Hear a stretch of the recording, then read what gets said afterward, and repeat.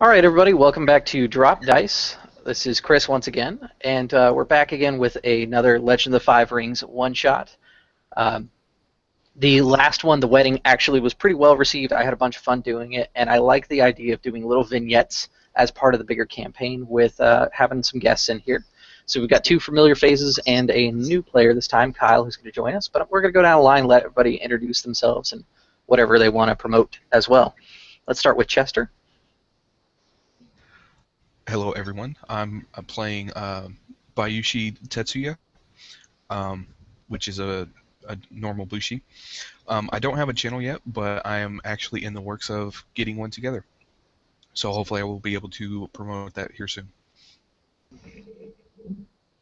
All right, perfect. And next we'll go with Josh. Hello, guys. I am Josh, the Smoking RP Gamer. Tonight I will be playing my Shosuro painter. His name is Shosuro Yakumo, and he is not really a painter, but we'll get into that later, and it should be fun to play. Yeah, absolutely. And next is Kyle. My name is Kyle. I am with Legacy Game Mastering. Feel free to check us out at our blog at legacygamemastering.wordpress.com, Facebook at facebook.com/Legacy Game Mastering. We also just published our first podcast. Hopefully it'll be on iTunes because they've sent us 2 confirmations saying they approved it, so God willing. I am actually going to be playing Shosuro Keiichi, and me and Josh are actually going to be brothers, and let's see how well this works out. Yeah, so for everybody who's on my channel, which, of course, as always, thank you guys, I wanted to let you know that we just graced 300, so that was really cool, so thanks for that.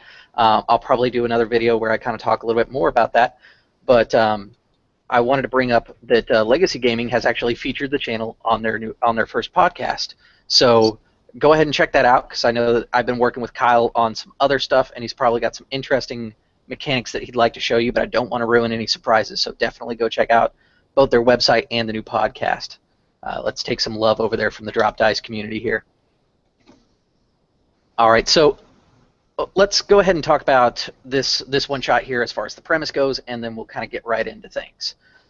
So for this one, it is the year 1200, Month of the Goat. If you guys watched The Wedding was kind of a prequel to my normal campaign arriving in Clearwater Village, and it takes place about a month back from when they arrived.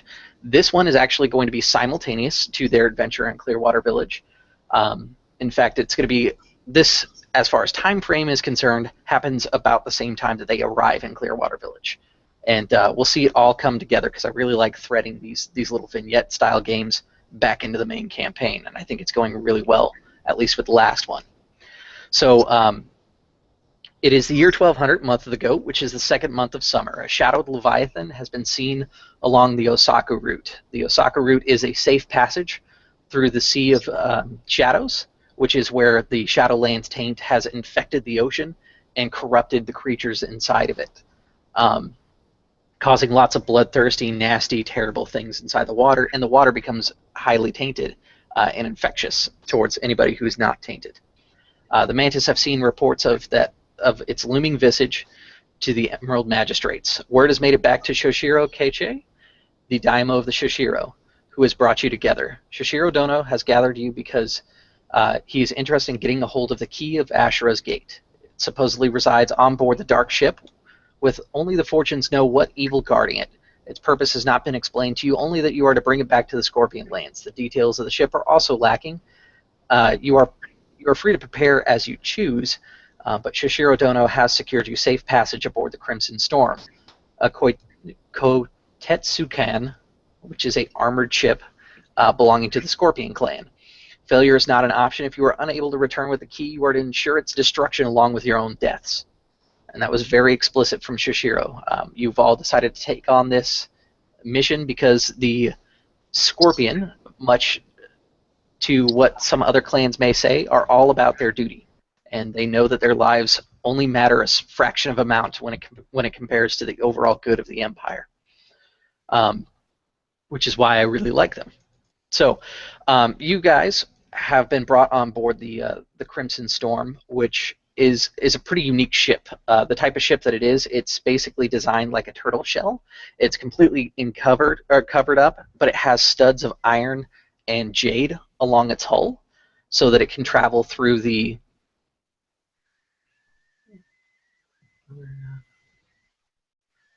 Okay, sorry, we had a side chat there, and I was a little confused for a second. But the ship is designed so that it can go through the Sea of Shadows without much problems. It still encounters problems, but one of the cool defensive mechanisms that it does have, if you guys saw the picture for this adventure, it does have dragon motif along the front and back side of the ship, the bow and stern, if you want to use nautical terms. But the bow has a figurehead that breathes plumes of smoke and actually has the ability to pour like molten lead and stuff out of it as a defensive measure. So a very interesting choice of ship. You guys know that the Crimson Storm was given to you by the Crab as part of the new alliance with the Scorpion Wall.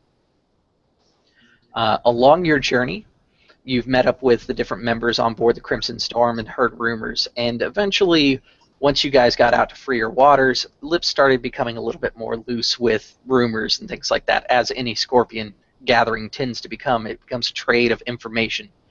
And one of the things that you were able to gather was that the key to Asura's Gate, it's believed that Asura's Gate is actually essentially similar to the Oblivion Gate that was inside Rukagon's territories.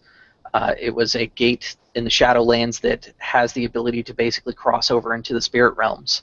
And at one point, the Lying Darkness tried to use it to try and infiltrate Rukagon and bring an army through there, while also destroying all other spirit realms in one go. If you had to venture a guess, due to the nature of what happened in the North and Crane lands, this is probably done so that your daimyo can try and secure that gateway and keep it locked, because that key is needed for it to become accessible. So now you guys have a little bit better idea of what you're kind of walking into. You also have a special boat that was given to you. It's a little breakdown raft style boat that normally would be broken into 4 sections, but because there's 3 of you, I'm going to say it's broken into 3 sections, which once you get over to the ship, you can break it down and take it with you. That way, if anybody looks over the side, they don't see your little dinghy floating alongside that other ship.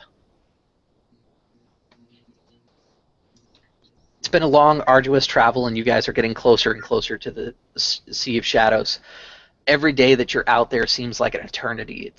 Night lasts longer than it naturally should, and there's always like this thick, terrible mist that feels heavy when you breathe it in as you get closer and closer to the Sea of Shadows. A spotter looks across the water and he says, "Leviathan sighted." And you can feel the mood on the ship change, whereas the Scorpion were trading rumors and secrets to try and keep themselves entertained, a solemnness comes over the crew, and you can kind of just start to see this looming shadow, and you see what looks like a ship kind of emerging from the fog. And it's unnatural looking at it. It's twisted. It's not what you'd expect. I would like a perception with target number of 15. If you guys are inside the roll 20, you can use the skill roll or emphasis if you happen to have perception notice.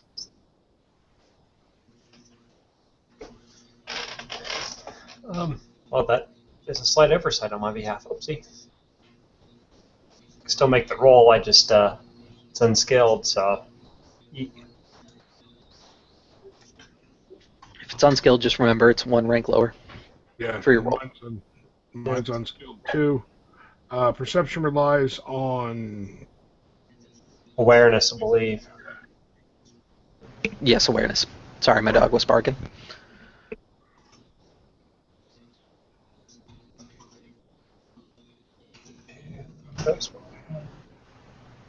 Come on. Be friendly. There we go.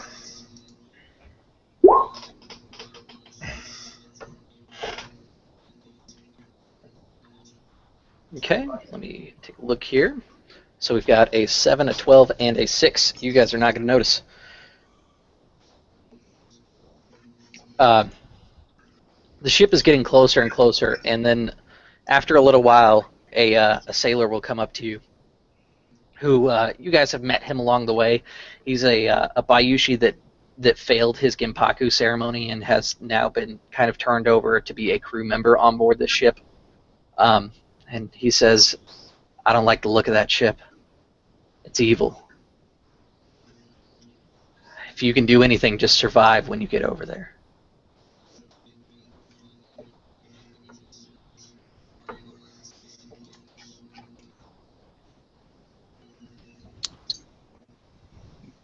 Most things in this world are evil, and there's normally one way to deal with that, and he just kind of takes a look at his Nodachi on his back. And then he looks at his fellow companions. So, how should we approach? Quietly. And my bigger brother, unfortunately, is correct. Stealth will be the answer. When you say that, his eyes just kind of like narrow, like kind of giving you the no shit Sherlock. Of course, stealthily. How else are we gonna approach this?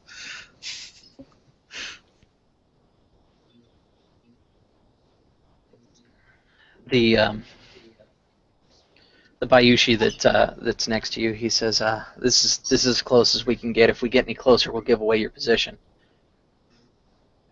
You have about 20 yards, but then you'll cross over to the Sea of Shadows.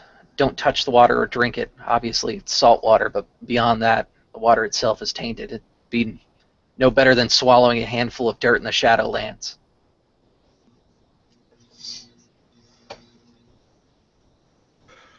Duly noted.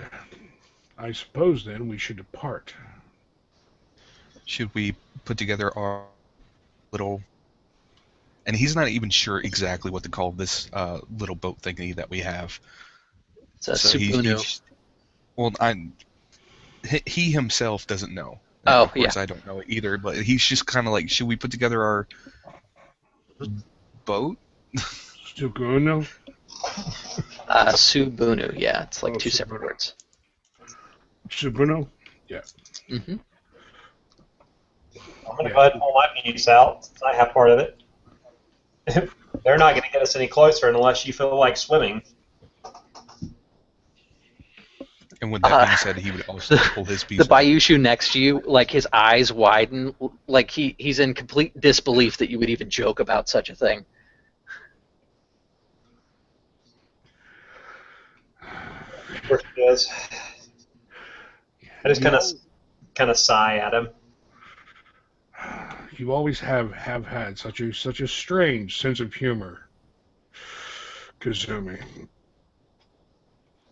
I kind of just laugh that off and continue trying to put the boat together. Yeah, the boat snaps together. It just takes a complex action to do it. You guys put down your pieces, and it's, especially for you two as the Shoshiro, you were trained how to build these boats easily and quickly, and even quietly.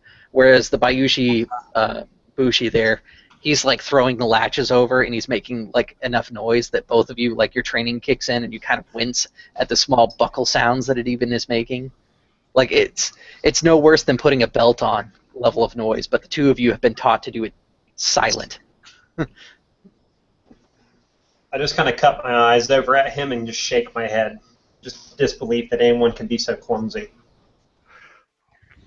And seeing the look that you're giving me, I would just... What? We don't need to be quiet now. We're on our own ship. Why do we need to be quiet? You always need to be quiet.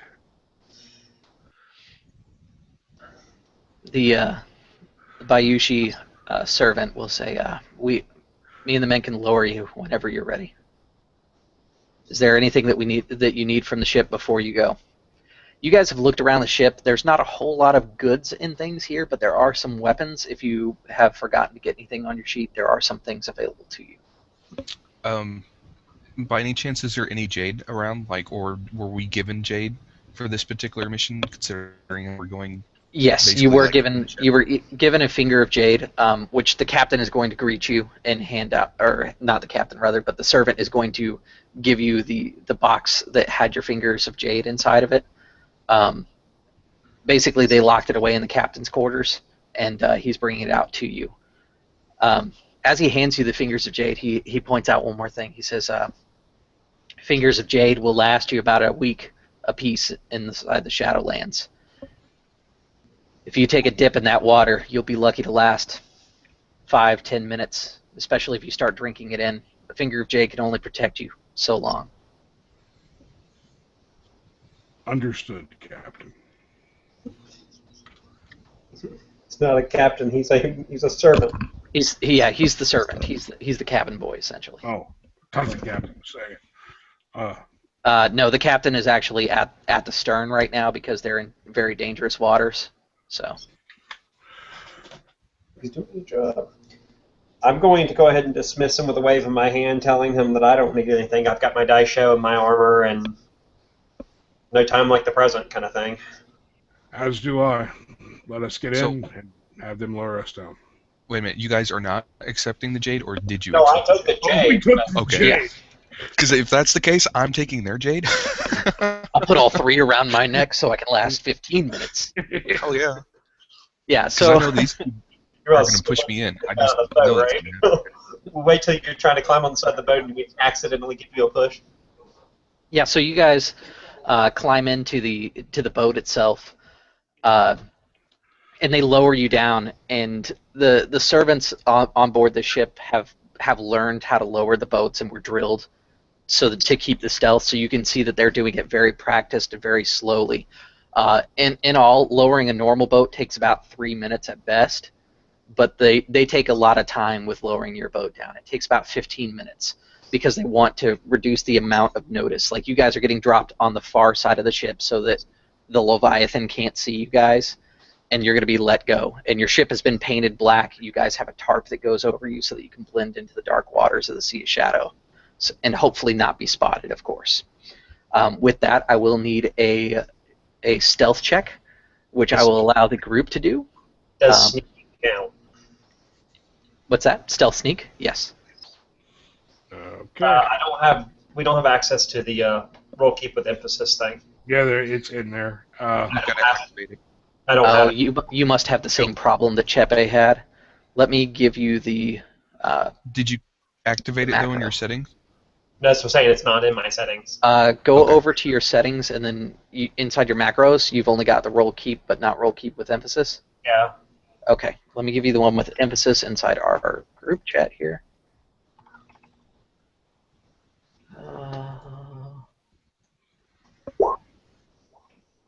Here you go. Just Yeah. copy that into your macros. Sure. I should have done a raise.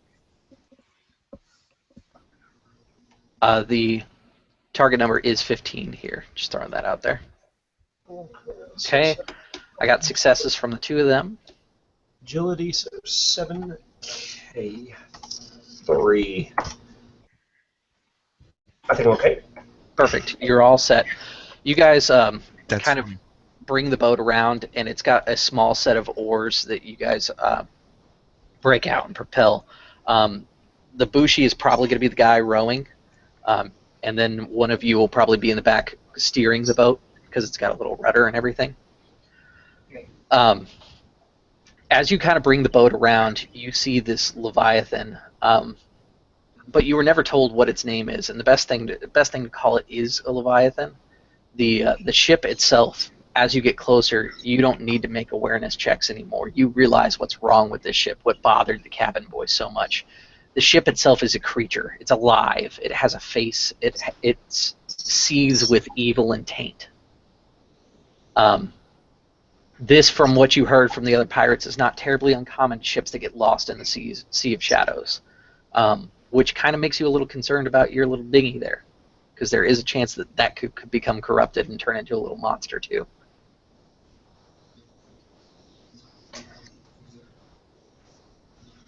None of this is good. What do we notice a good point to breach? So looking around, you notice that there are a couple places that you could throw up some grapples. One of the better places that you can think of is it's a 4-tiered ship. There's the upper decks, which are kind of cabin style on each end, the bow and stern. there's the actual like regular deck itself, the top deck, Yep. and then below that there are two that are actually underneath the ship that you can't access from the outside. What you could do is try and shoot for one of those, the upper decks. It'll be harder to get to them, but you will start at the top and be able to work your way down. Your ninja instincts tells you that's probably the better way to go. The other option is you could head for the main deck, being that it's a leviathan.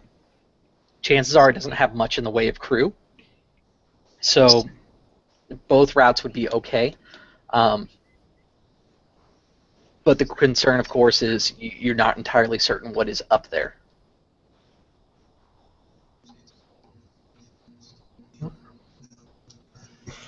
Oh, I say we flip a coin here, and I pull out a Koku. Due to the fact the ship's alive, it'd be easier to approach from behind it. The other option you have, because the ship is alive, if you want to risk it, is you could go in its mouth. But all of you know that like getting eaten by Oni is not a good thing, and this ship is basically a gigantic Oni. So therefore, I suggest we go over to the top deck. Yes. I just want to give you all of your options. I think we should go around behind it and try to go for that top deck. Okay. Because of the wake. This ship in design is very similar to the one that you got off of, the Crimson Storm, except for it's a little bit more Gaijin influenced, which is kind of where those two cabins come from on the bow and stern. If you come around to the stern side and you throw up the grapples, if it's anything like your ship, that'll put you right above the captain's quarters.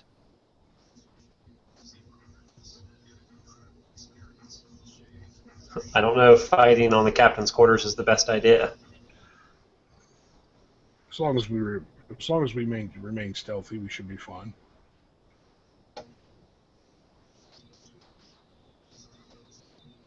Like, I've got to go with the group think here because I don't feel like doing this alone, but I still say we go closer to the front and climb towards the front.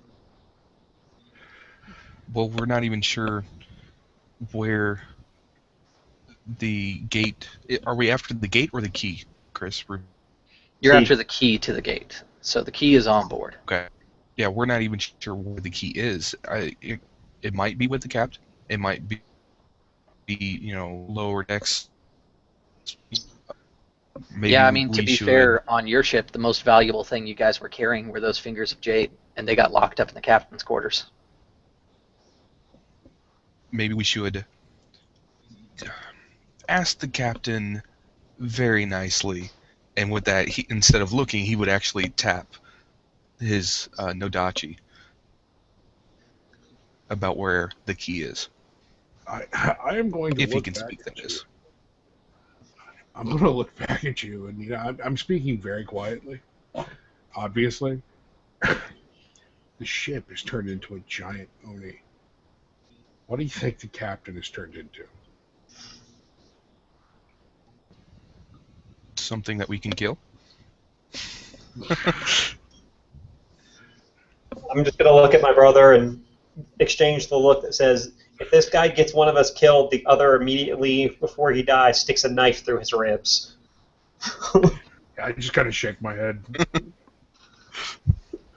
I'm not sure you guys had a hand signal or a look for that, because that sounds a little complex. You're related. Say they're brothers. They've been around each other forever, and they've done training together as ninjas. So I'm gonna allow that. Thanks, Chris. So yes, Chester, you're getting shanked if one of us dies. Now, hang on. You stated that if it was my fault. If it's not my fault and you died, I should not get shanked. That's not how it works. I'm sorry. So you're bringing the boat around. Which side would you like to go? Because the discussion ultimately boiled down to bow or stern. Yeah, I was going to say, I want to go bow, but if they want to go stern, I'm not going to separate the group. Worst thing you can do in L5R is split the group. Okay. So you bring the ship around, and the rudder to this ship, this leviathan that you're seeing, Mm-hmm. it looks like some sort of weird, twisted fin of like a giant fish The ship itself, you can definitely see is alive and breathing and moving now that you've gotten really close to it. Common sense tells you that you need to be very careful of walking amongst the ship. Things like a splinter could mean that you become tainted and things like that. So you guys are lining up to do your grapples up. It's going to be an athletics check.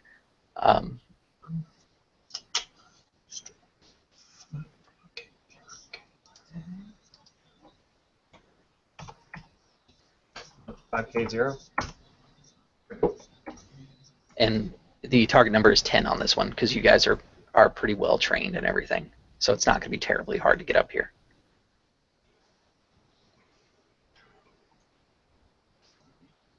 No. So one of us has to pull the bushi up. Okay.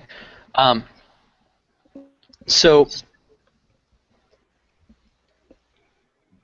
excuse me. So what I'm going to offer you, Bayushi, is you can continue climbing, but what you're going to feel is your sword is going to kind of like the buckles that hold your sword to your chest have started to come undone. And it's not going to let loose because you've buckled it so well that it's going to stay on you. But you know that if you keep climbing right now and you're about halfway up that rope, you're going to make a bunch of noise and get you guys caught. So you can choose to stop and not make noise, and then the rest of the crew has to figure out how to get you up, or you can go up and make the noise and then deal with the problems that come with that. I'm going to stop. Okay. So you guys make it to the top, and after a few seconds, you're like, where the hell is Bayushi? And you look over, and you see him up there. You see him like halfway up the rope look at you guys, and he's just like,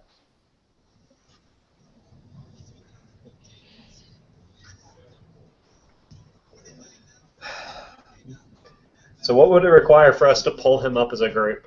Well, I'm to rebuckle his sword and pull him up. it will be another athletics check, but this one's going to be 20, and one of you will be the lead, and then the second one will roll basically an assist. Yeah, If you make the assist, you get the person in lead gets a bonus dice to their roll. Josh, you need to be taking it. Is it a 1K0 or 1K1? It's a 1K1 if you succeed on assisting. It's the same difficulty number, right, for the assist? The assist is only a 10. Okay. Josh, you need to take the lead on it. And let's go. Okay, I got the assist on it, so... Okay. Here's So Josh, you get question, one. though, I have. Chris, can I like wrap the rope in my feet and basically kind of hold myself and then let go of the rope with my hands, but my feet are tangled up, and then fix the situation and then start climbing back up? Is that possible at all, or no? That's like Josh.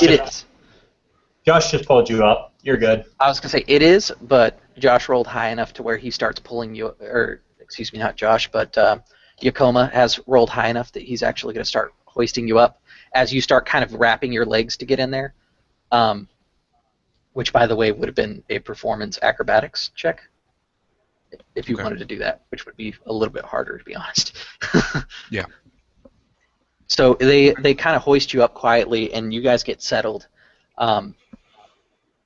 Now that you're on the deck, you guys have all kind of maintained stealth to get up here, but if you want to keep stealth while on board the ship, I will need a sneak check. Okay. I am going to continue in stealth, so I'll give you my sneak check.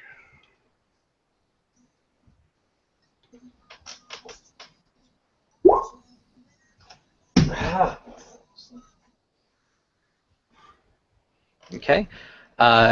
Because I have a different screen open, if you guys could tell me your numbers. 25. 21. 25, 21, 18. and 18. That is all good enough to make it. So you guys kind of start creeping around the ship, and you can see that there are two members walking the deck of the ship. That they look human when you look at them. They don't seem to have any real discernible features, enough for you to be able to tell what clan or family they might be from or have been from before joining up with this leviathan. And kind of poking around and looking around, you also notice that there's someone inside the crow's nest. This one seems to have a little bit more recognizable face, but you can't see it from being on the decks. Those guys are actually on the deck below you. you could actually swing over and kick in the captain's door, basically, or sneak in the captain's door if you want to do it quietly, and completely avoid those guys. But you do know that they are there. So using the hand signals, the ninja hand signals between me and how the heck do you say your name, Josh? Yakumo. Yakumo. I'm going to direct that I'm going to sneak down to the captain's door, and that him and the Bayushi should cover me, and I'm going to try to get into his room. You'll just get a nod from Yakumo. Okay. So, yeah, you go ahead and you kind of sneak around and you lower yourself just off the edge and do like this real graceful practiced flip to land right in front of the captain's door. And you've learned a few tricks and you basically have your own thieves' tools kit. What kind of tools are you using to get past this lock? You want to describe kind of your practice maneuver here? There's not going to be a roll to it. Just want you to narrate. He's going to pull out his thieves' tools, and it's actually going to be a reminder real quick. There are tumbler locks in Rokugo, right? Yes, there are. So he's actually going to assume that this is a tumbler lock, and he's going to pull out the tumbler kit and actual picks and actually pick the tumblers. Physically lift them one at a time. It's going to be a little more time. And that's definitely the best way to go about it. This is a tumbler lock because, like I said, the ship is kind of Gaijin influenced. Tumbler locks are actually a Gaijin creation, but they did get adopted and used. And after a few minutes, you've got the lock undone, and you can hear just kind of this light snoring coming from inside the cabin. So I'm going to quietly push the door open, and by quietly I mean like literally inch by inch rather than like shove it open. Mm-hmm. So the door kind of opens up, and it starts to kind of creak, but you're able to guide it so that it doesn't, and you kind of shift the weight on the door and everything. And the snoring continues. It's just this very soft, kind of melodic snoring that you can hear inside here. What kind of light am I getting? Like basically mild moonlight? This is dim light because there is a lantern on the decks, or on the main deck, that is kind of lighting up the area. So, what does this guy look like? I mean, I'm sure at this point I'm going to be able to at least see his outline, if nothing else. Tall, big, heavy set. What am I looking at?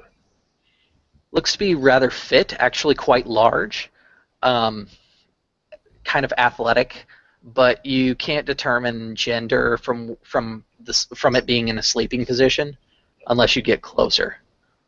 I'm not really in the mood to get too close to him, so I'm going to... You can see that there's a footlocker and an outfit that's been folded neatly right above the footlocker.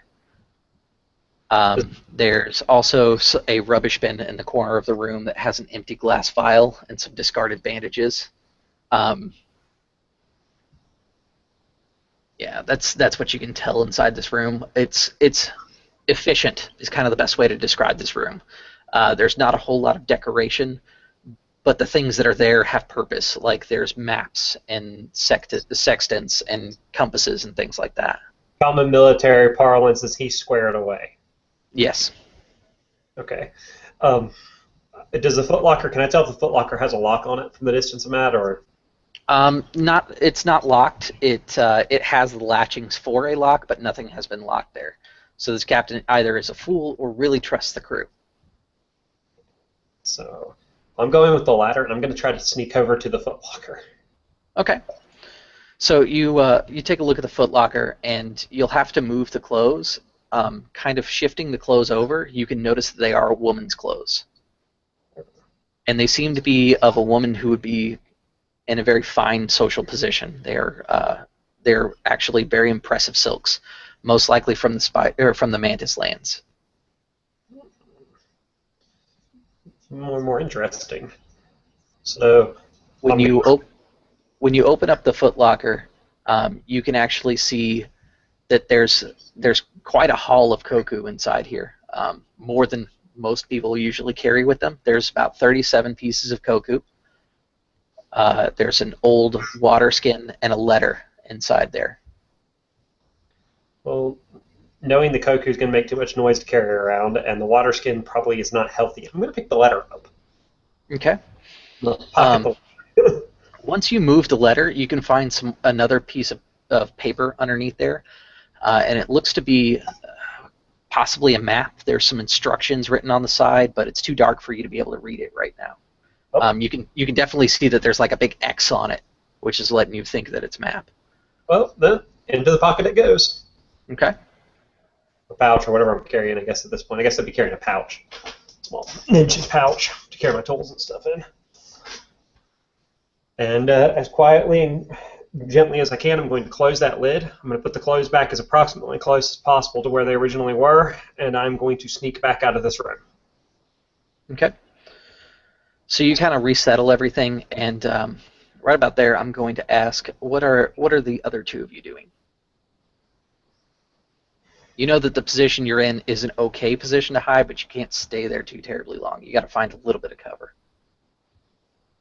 Yeah, I would be trying to find a little bit of cover and trying to basically slip into the shadows while maintaining sight on those three individuals.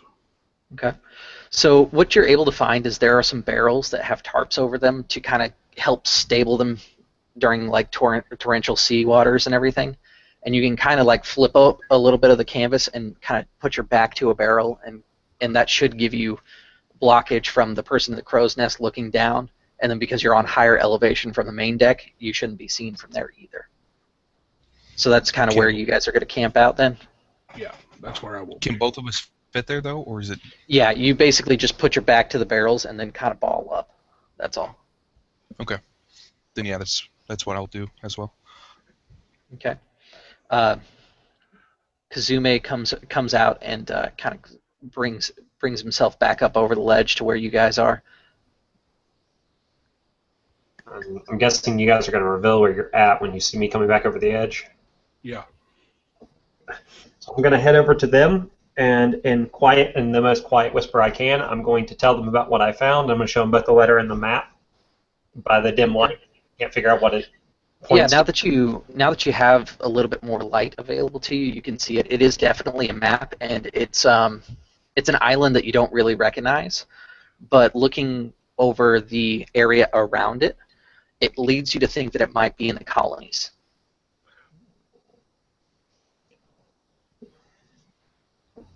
Which, considering this route takes you between the colonies and Rukugan, kind of makes sense. I'm also going to express disappointment that I wasn't able to find this key. Do we have a pretty good description of what this key looks like? Yes, the key itself is about 1 foot long. It's actually got 3 prongs, and it's made out of a greenish stone. It's not jade, it's just some sort of weird green stone is how it's been described to you. It's also quite heavy, which is where the Bayushi kind of comes in, because he has the strength to be able to keep control of this kind of weird, huge key thing and still be able to stealth around. This is true. So I'm going to puzzle them and see if they can think of anywhere else where this key might be. Old, possibly. There were no notes in the captain's cabin. I show them everything I got. I mean, I found this letter and this map, so maybe she hit this key where this map's leading. We have to go to the colonies. This is going to be a rather long trip in that small boat. Your daimyo was fairly certain it was on board, by the way. Let's check the hold then before we go rushing off somewhere else. Let's make sure it's not here. Yes, okay. Obviously. Perhaps we should read the letter. Indeed. So we're going to crack the letter out. Is it sealed at all? No, it's not. It's actually quite well worn. In fact, where the folds are, as you open it, you can see that the folds have been folded so many times that there's actually damage to the paper there. And inside you find a letter that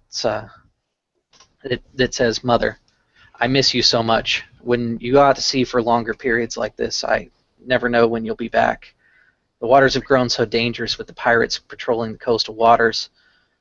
I know that what you do is important to the clan, but There's no need for me to lose my mother to some Mantis goal. I am sorry if that brings shame to you, but come home, please. Signed, Yuri. That's Y-U-R-I. Rukagani spelling. Oh, that was useless. But there's no family name either. That's what's. No, but you do see indication that the captain may have been Mantis at one point.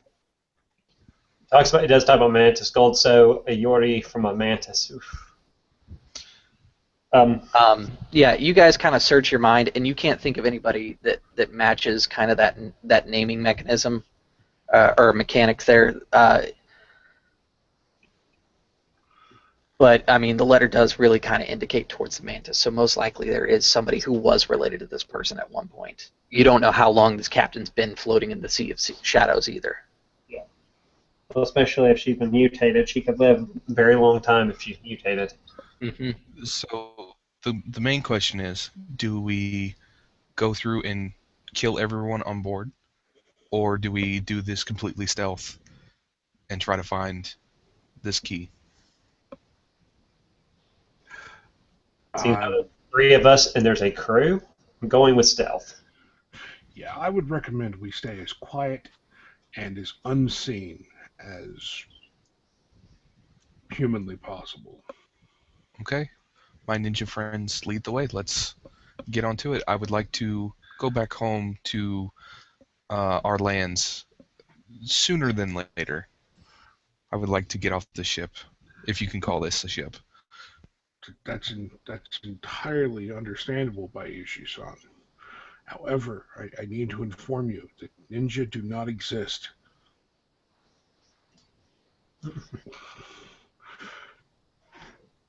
With you making that statement, he will reach out and kind of poke you in the shoulder. Like, ninjas don't exist. Yeah, your whole clan knows the truth behind that one. Yeah, I know. No, you don't understand. We don't exist.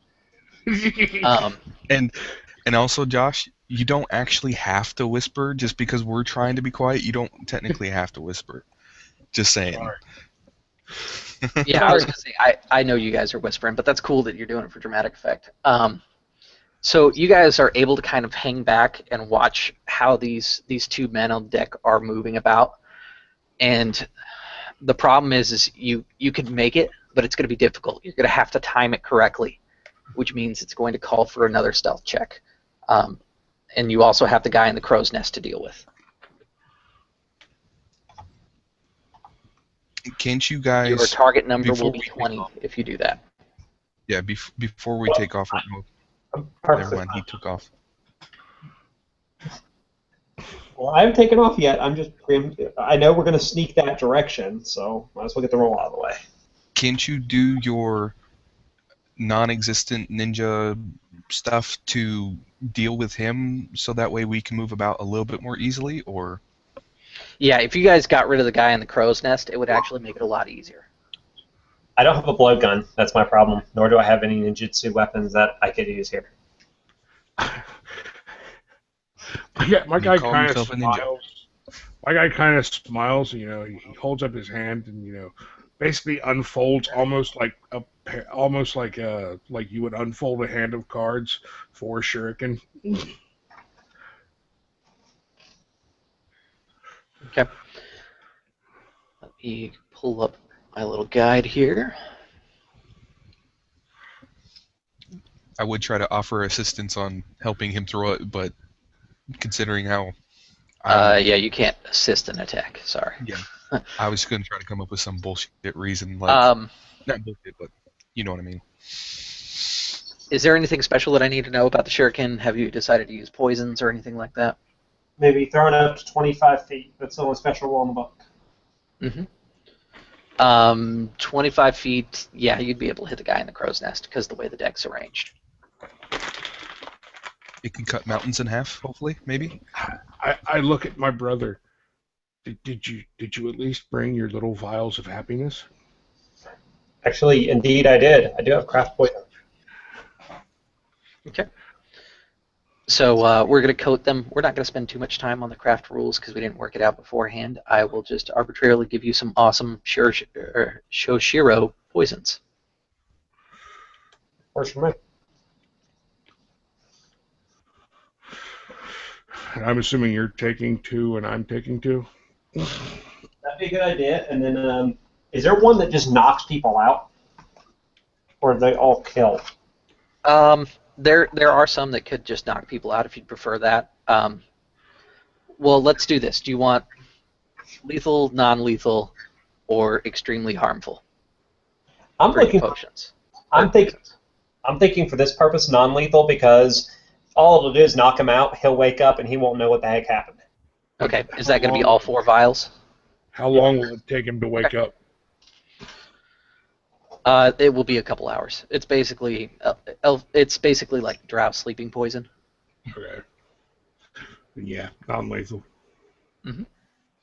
Okay. The vial itself should be enough to coat all 4 shuriken.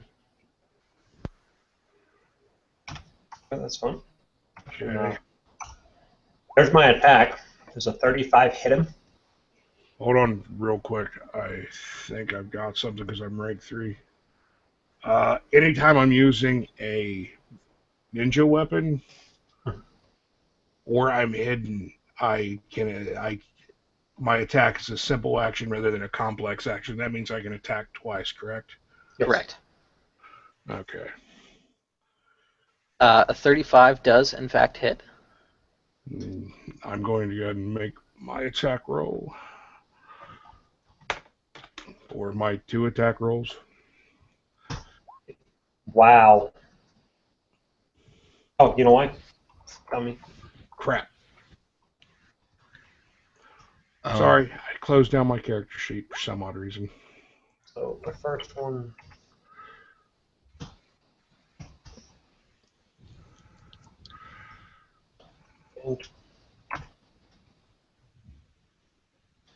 I hit him twice, I think.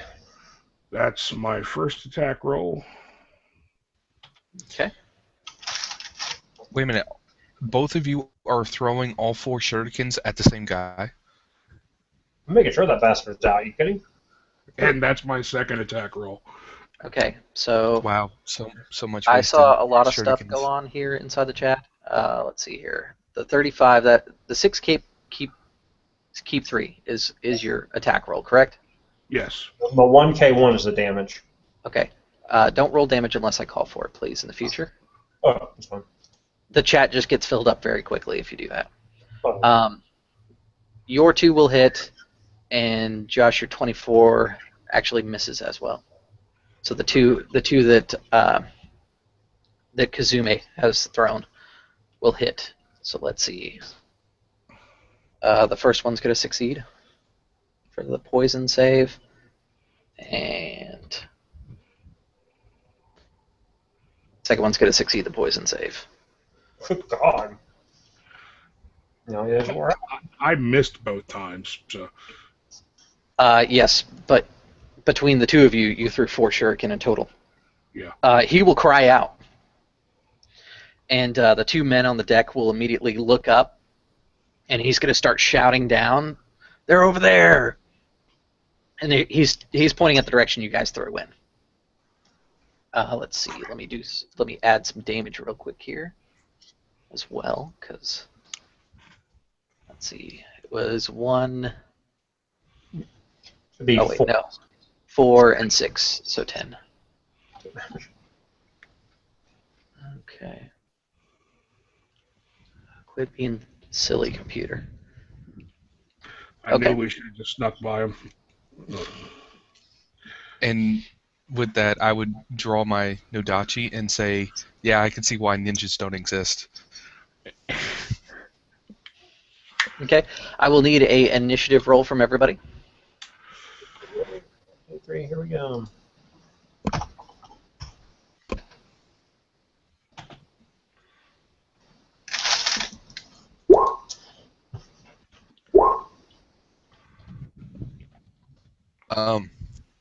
I think I'm going first, guys. Okay. I'm going to add our initiative to our hangout here just so I have it, but if somebody can read it from there to see who goes first, because you all can see my rolls anyways. Chester's got 40. Yeah, we both have Okay. 18. Which means Tetsuya, we go to our reflexes. Who has the better reflexes? Mm-hmm. Which we're both at 3 reflexes, I believe. Okay, then you both roll 1d10, and whoever gets the highest is the first. Okay. I'll let him go first. I have no idea how to roll 1d10 in this. Flash R Okay. space. Just, you're going first.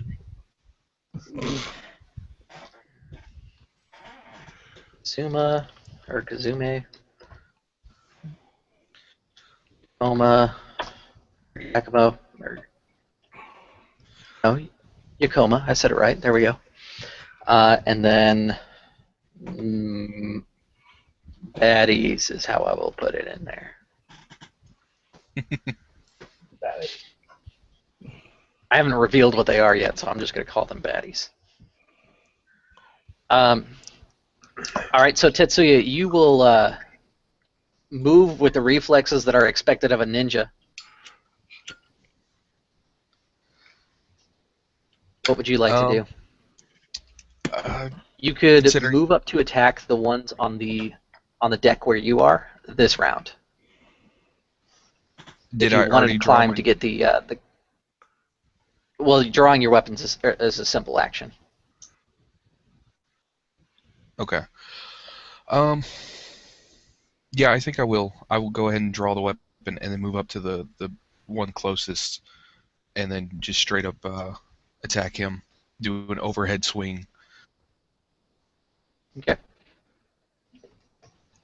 So you move in. Now that you're closer to the creature, you can see that it is definitely a human. He's just not very memorable. He's got kind of bland features. Okay. I did not call a raise. Okay. What is your total? 26. Let's see here. 26. All right. So with a 26, you are able to hit. Okay. Do you want damage? Yep. Go ahead and do damage. Now, for damage, I do not do emphasis as well, or is it just with attacking? Just the attack if you have emphasis in it. Okay. Alrighty. Damage is 28. 28. Okay.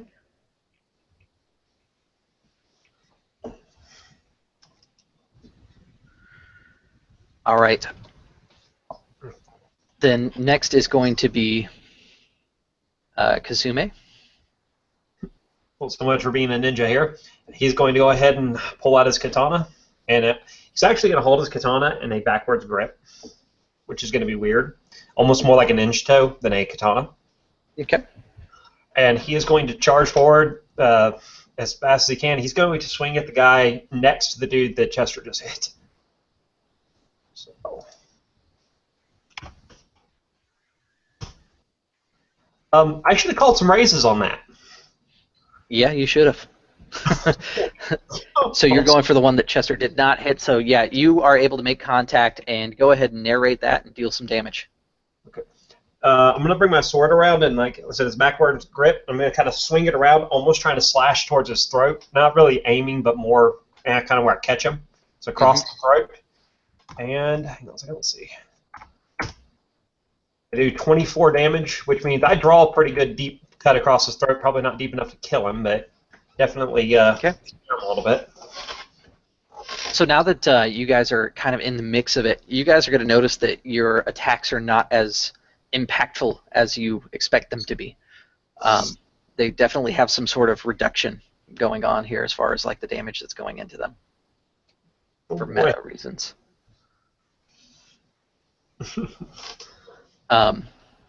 Next is going to be Yakoma. Okay, are they aware of where I actually am yet? No, you still have a surprise. Okay. Well, actually, no, you don't. Crow's Nest pointed you out. I forgot about that. But can they? What I'm asking is, can they actually see my specific character rather than our general direction? Yeah, they can. Crap. You had to kind of come out of hiding a little bit to throw the shuriken, and that's how you got spotted. Because I realized one of my skills, I should have been rolling 9, keep 3 to attack. But I'm going to attack the same one Chester is attacking. So Okay. I'm going to draw my Ninjato, dash out, and attack. And that will be... So because I am a fan of letting you guys know, the target number you're shooting for is 20. That way you can call raises if you want. I rolled a 25. Okay, that's going to hit. And for Go ahead and do some damage and let me know what it looks like. That is 5, 2, okay. So he is also holding his Ninjato in a reverse grip, and he's basically trying to attack at his legs. Okay. So he's slashing out at the back of his knee. And that is the first attack, and I'm using a ninja weapon, so I'll still get 2 attacks.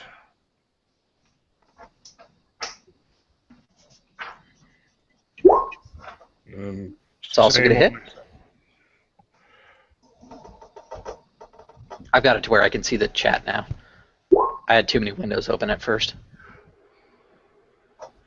And there's the damage to that one.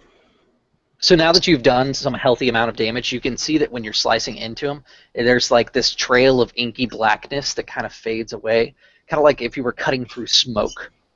And that's part of what that reduction that you're seeing is happening. On their turn, they're actually going to turn around and attack you. The one in the crow's nest shouts down. He screams, "I'll get the captain!" And you see him duck down into the crow's nest, and he's gone.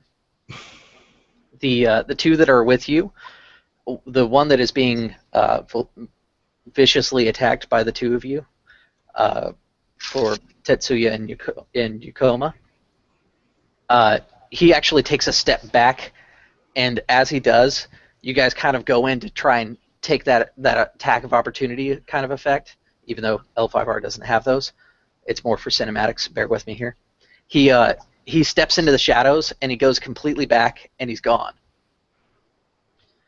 He emerges on the other side of the ship, kind of close to the captain's quarters, and he looks kind of like this blurred humanoid. He's lacking physical features. He doesn't have eyes anymore. His face is very smoothed over, and it lacks any real definition. This is what's called a shadow spawn. He is also going to pull a weapon out of the shadows. It's going to look like a trident, and he's going to kind of bring it down and lower it towards you. It's definitely a Gaijin weapon, whatever it is. The one that is on, or that Kazume is on, is actually going to try and unarmed strike you, essentially. What he's doing is he's trying to grab you and bite into you, because he's disgusting and a monster. I need to get a notepad handy here so I can keep track of my wounds. What'd you roll there, sir? Looking. Oh, I did the wrong number there. Hold on a second. 25 to hit. You hit me. My number, if you're wondering, is 23. Okay. And he's actually going to bite hard in, and you're going to feel these, like, weirdly straight level teeth bite into you. That's going to be 11 points of damage. 10 points for me because my reduction, yay. He is also going to turn into this weird, not really well-defined humanoid thing in front of you. I will need fear checks from all of you. How fear works in Legend of the Five Rings is it's going to be a target number of 5 plus 5 times the fear rank, which in this case is a fear rank of 2. So 10, 15 is your willpower save. So willpower is, so it's 3K3. Okay. How do you do a willpower save? You roll. It's your willpower stat. Yeah, just roll a number equal to your willpower. Yeah, so it's just 3, keep 3, okay. Yep. That's how all saves in L5R are done.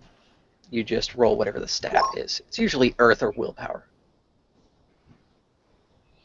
All right, Tetsuya. Yeah. He will Dice take tree or no, two. dice. You will take 2 negative dice to whatever you roll for the rest of this encounter. Any Okay. skills, period. Saves Can or I- you're still fine. Just skills. Is there a way that I can do use spend a void to cancel that, or no? No, there is not. You can spend a void to gain 1 Okay. extra to roll, though. Okay. Also, you guys can make an honor roll, which means that you get 1 re-roll per game, and it's basically rolling how whatever your honor is. Roll, keep that number. But it's 1 re-roll per game. So, Okay. That would be. would you like to use that at all? Considering how my honor is 2.5, so that would be what, Roll 2, keep 2. 2k2, Mm-hmm. and I still have to beat a 10 or a 15. 15. It's roll 2, keep 2, plus 2, technically. So you would need to roll Okay. at least a 13. Yeah, I'll go for it. Why not? Okay.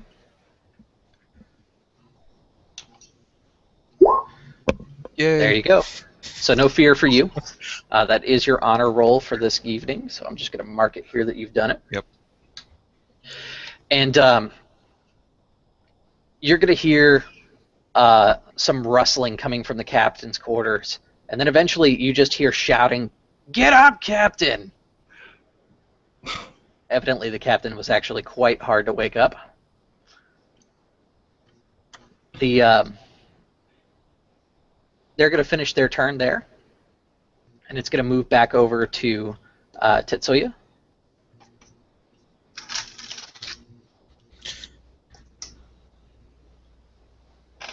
How far?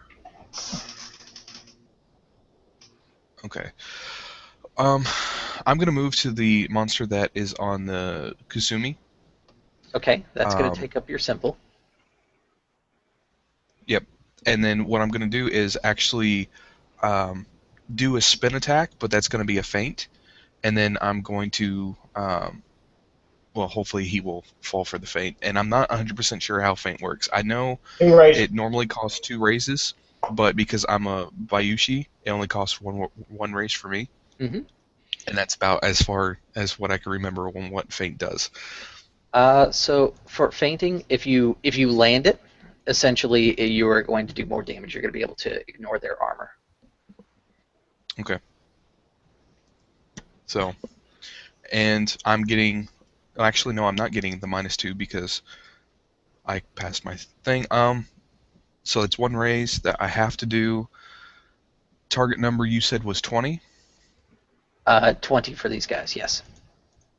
Okay. Can I call another raise for extra damage, or can you only do... You can do as many raises Basically as your cover- void. Okay. Can I call an additional raise for more damage and then also spend a void? Is that possible? Yes, you can.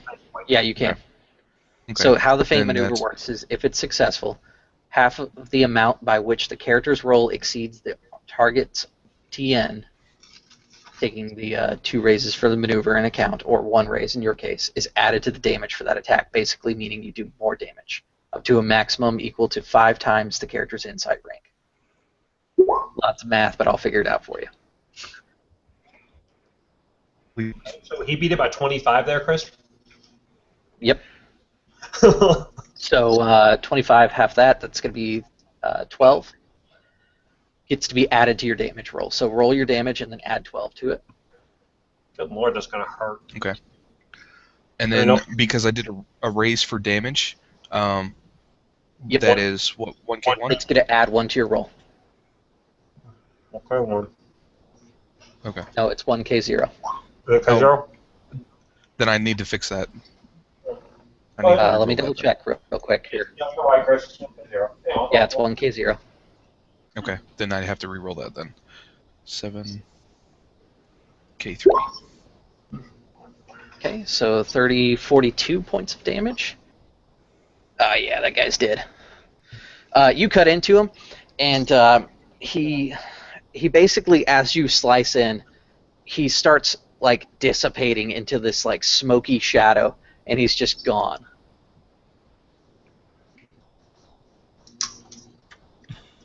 Okay, next is going to be Kazume. Kazuma's going to make a wild swing here, and he's going to try to take a raise for increased damage. So. Who are you attacking? I killed the guy that was attacking you. That Josh is attacking. Got stolen Josh. Or the guy that bit you is the one that's standing now. No, I thought he killed that guy that was on me. He killed the guy. I'm sorry. I thought you went after the one that teleported. In that case, actually, that guy's dead anyways because the math still adds up to be dead. Yes, the one that is close to the captain's quarter that was attacking Josh previously. Oh, so I'm gonna go hit him. I actually missed because I rolled under his 20 anyways. So okay.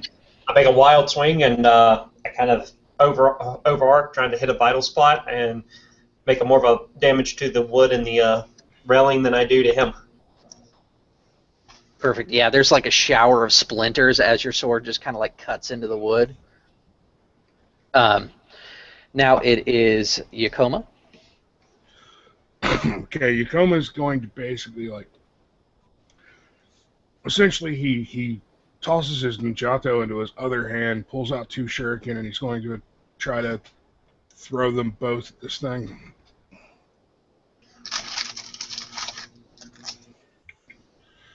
So the first attack. Okay. And I'm going to call a raise on the second attack and watch me miss it. You do. And that will miss since you called the raise.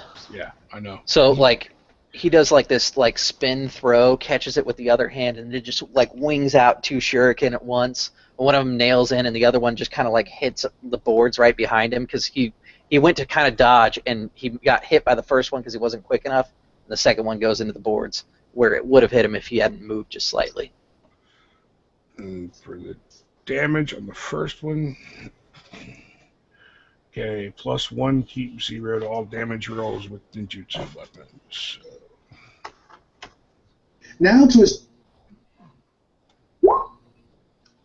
That's the damage. Jeez, that's pretty rough.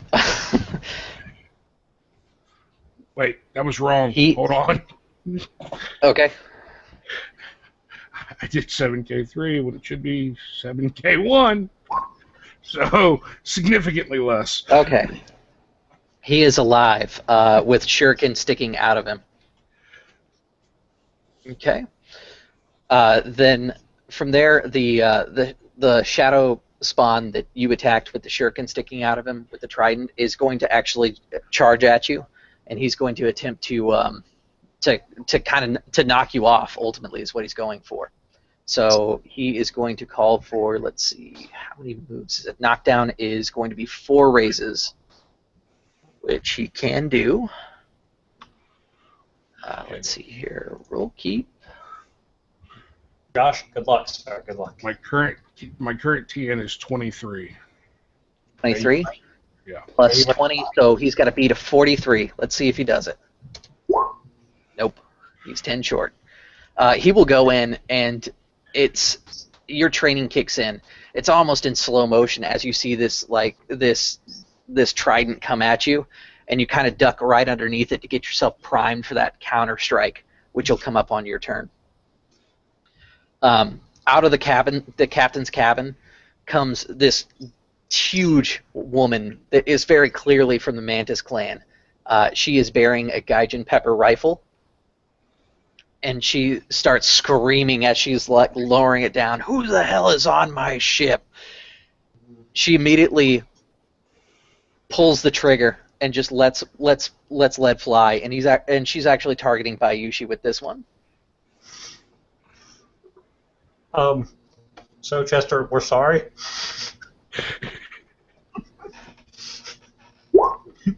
Oh, Okay. damn it. Yeah, no raises were called because she's shooting from the hip at you. So that's a hit. And this is Gaijin Pepper. Oh, God, this will be over so quickly. If she gets more than one shot at that thing, it is. Could be 19 points of damage from the shot. And So if I die, does that mean one of you two have to shank each other? No. No. she is going to pull her second trigger. Oh, God. This is 22 to hit you. 22 does not. Okay. So she fires off 2 rounds. Only one of them buries into you, and it's actually going to bury into your thigh. Like I said, she's kind of shooting from the hip here. You can tell that this gun that she has is a double-barreled musket. So for the moment, she's not a threat since she's fired both rounds. Oh, The crow's nest member will actually come out, and you can see him, and he starts chanting this like low humming sound. He's like, and he like conjures this black shadowy ball in his hands, and he just hurls the sucker across the deck. He's actually going to go for Kazume with this one. Oh, Lord. No. Which is going to be What do I hate 14 to hit. So it's going to miss. Thank God for Shujinja being terrible with hits. And it hits the deck, and it just kind of like explodes into this like shower of deck, like the wood from the deck being like just disintegrated in front of your eyes. There's like a hole pretty much right where your foot used to be because you moved it just in time. But whatever the hell that thing threw at you, you don't want it touching you. That's the short answer there. The one that is standing that has the shuriken in it has not acted, correct? Has not. Okay, perfect. That one is. Charge me? Oh Yeah, no, it that did- one it did charge you. detect. That started the round. So Yeah. yeah, the shadow creatures are done because the other one is dead. Okay, and that used 1. All right, so next is going to be Bayushi again. Okay. I'm going to move up next to Yakumo and attack the trident guy, the only one that has been wounded at this point. And I'm going to do a feint to chop off his arms, basically, but instead chop off his head. Okay. So I keep wanting to reach for my dice and roll dice because that's what I'm so used to. So, I mean, if you want to do the I'm dice, already that's having to fine. take- I include the roller just because it's easier for math and stuff. You don't have to take 10 minutes to figure out what your dice say.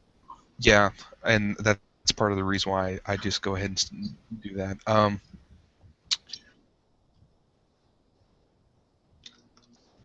Okay, so So the I'm target just gonna the do- target number you're shooting for is 25 because of that one raise. Wouldn't it be 28 because of Nick? Oh, you're damaged? Because yeah. I have. Yeah. Yeah. Okay. In that case, it'd be 28. So. Did I hit emphasis? Yes. So that's kick 6K3. And I missed. Okay. So you go in to swing at this thing, and it's probably part of its forward momentum, but you just barely like pass the blade over, like taking up a little bit of the hair off the backside of this creature. Next is going to be Kazume. Kazume, kind of pissed off at this point because the Shujinja just tried to disintegrate him, is going to charge the Shujinja. And I'm going to call a raise to try to hit him with a increased damage as well. Something to note is Shugenja usually cast from scrolls. This thing did not. Ah. But it is using some sort of magic thing. Well, I'm assuming it's a Shujinja because that's the only person I've ever seen throw magic around. So. Yeah. And I rolled a 26. 26. That is going to hit. The captain and the crow's nest member are 25 base, just to let you know. Well, I called a raise, so. Oh, then in that case, it'll miss. I'll miss then. Trying to get that increased damage on. So yeah, to get up there, you do this like fancy maneuver where you run across the railing and like jump up and do this like side assail like swipe with your reversed katana, and it was too showy is all it is. Like you tell yourself, you're like, damn, I should have just gone in for something direct. Pretty much. All right, so next is going to be Yakima. Yeah, he is going to basically go down into a hand plant, do this almost like breakdance kind of move as he's like slashing out with the backhand grip of his Injato Okay, at the cool. one he dodged under. And I am not calling raises ever again. And that still misses, son of a bitch. Yeah, it kind of turns into this weird dance almost between the two of you because you go in to swipe at him, and like he kind of steps over your blade as it's coming through, and you can see that he's wheeling back the trident to come over you. Yeah, this is the goblins all over again, isn't it? Wait, hang on. Did you roll the right one? Did you roll with emphasis, or do you have emphasis there, Josh? Because I could have swore you rolled before with emphasis on your attack. I do have emphasis with the Ninjato. I did not roll the right one. Okay. Okay, then go ahead and re-roll because it does matter. Because any of those ones would be reroll. There you go. Yeah. Yes. Okay, in that case, retcon for a moment. You were burying that blade right into the leg with this like weird spin kick launch maneuver that you're doing here. And for the damage is 5d2.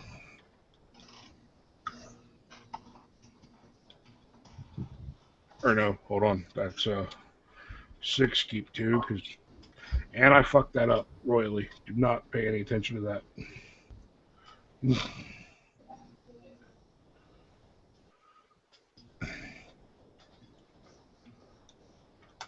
There, that's the damage. Perfect. All right, so with that, you are gonna go in, and that is enough to put him down now. So You're gonna slice the leg, and he's gonna again turn to that kind of black smoky mist in front of you. The two that are left are the crow's nest spotter and the captain. Okay. Can I still get my second attack with a shuriken? Yeah, you can. So as I slice through this guy's leg, I'm coming down, landing on my feet, reaching around behind me to grab a shuriken. I'm just tossing it at the captain. Okay. You should have pulled it out of that guy as he was turning to the mist. Pulled it out and then chucked it. That would have been cool.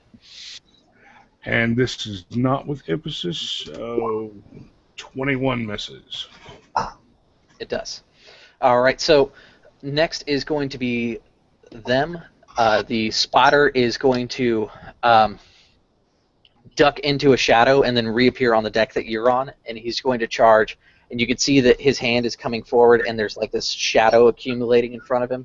And what he's come out with is a tetsubo that he's wielding with one hand, and he's just doing this crazy like one-handed baseball bat swing. He's going right into let's see, Tetsuya. Roll keep. And Tetsuya's going to definitely block that sucker. So you get that nice moment where like the blades clash and like sparks fly for a second there. Because he's totally not skilled, apparently. And then next is going to be the captain, who the captain is going to start chanting and pouring powder into the gun, and the chanting is eerily familiar. It's that kind of throaty chant that you heard from the other one a minute ago. And that's going to be the end of her turn because it takes a full round to load Gaijin Pepper in the sucker. Next is going to be Tetsuya. Alrighty. This time I'm not going to do a feint, but this time since our blades are locked, I'm just going to overpower him. And just that's going to be basically my attack, just putting more power and just try to cut him in half and hopefully try to break his blade. If you want to break the weapon, we can throw that in. I'm going to say that's 2 raises. No, then I'm not going to go for breaking the weapon just because I'm already decked. And this guy, you did say he was 25, so he's a little bit harder to hit. 6k3. Yes, I hit. Perfect. Yeah, you just kind of bury in and like you push the Tetsubo down out of the way, and you just put the blade in, and just feel it bite into flesh. Okay, For so 32 points of 32. damage. Perfect. It bites in, and you don't see any visible reaction on this creature. Whatever it is, it's so twisted that it doesn't feel pain anymore. Next is going to be Kazume. Well, seeing how I missed him and the captain's close, I'm just going to take a wild swing at her, calling no raises. So, Okay. watch me roll like a 60 here. What I tell you? That is definitely a hit. So I bite, my weapon bites into her. It's a 5k2. Let's see. Doing 15 points is my weapon kind of, because her back I'm taking is a little bit to me, so my weapon actually kind of bites across her back and rips across her lower spine. Not necessarily anything terribly difficult or painful. I wouldn't want it was tending, just enough to get her attention. Okay. Yeah, you bite in, and she is definitely tougher than she looks. Like, this is quite possibly the toughest one here. And your blade bites in, and you know you should definitely be doing more damage than what you just did. It was kind of a mess there. Indeed.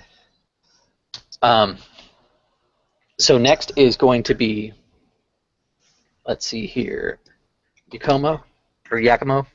I'm going to screw this up every freaking time. Yakumo. Yakumo. Whatever. Whatever you want to say. Anyway, I'm going to once again spin around and try to hit the guy that's fighting myself and Bayushi. Okay. And go ahead and try to hit him.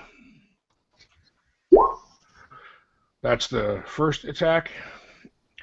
I'm going to go and try to hit him again, and this I'm actually going to call a raise on, which I miss. I told you, man, don't call raises. every time I call a raise. Somebody should have brought a hawk.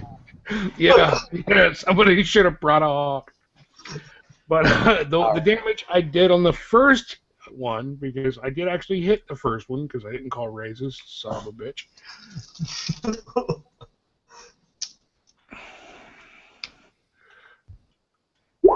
Will be 15. 15. All right. That does bite in, and that is going to be okay. That bites in, and it's hard. It's like trying to slice through water almost, or smoke. It's not biting in, and it's a little frustrating. These two here are definitely stronger than the other two shadow spawn that you were fighting before. Next is going to be them. The captain is continuing that throaty chant, and then lines up the gun, and you can see that there's like this black smoky flame coming out of both barrels. This one is going to be aimed at Yakumo. Let's see here. Josh, you're going to need luck here, buddy. Nice knowing you guys. Hey, don't worry. If you die, I'm still going to shank Chester. Okay. 35 to hit you, no raises called. That hits. Okay, she's also going to pull the second trigger, and I'll do both damage at the same time. That one misses. Okay. So let's see here. That's the second time she's pulled that off. Hit with one, miss with the other. The hit is going to be 17 points of damage. Ouch. And what I do need from you is a save. It is a earth save, or sorry, a void save for this. So Three. okay, so I got 3, keep 3, and I'm not nicked. Not there yet. Well, I think all of us are hurt a little bit at least. Okay. Unfortunately, that is not enough. You are going to become corrupted. Inside the handouts, there is a thing that says Shadow Rank 1. You get all of those benefits and disadvantages. Oh, nice. Because you've become infected with the Shadow. Corruption.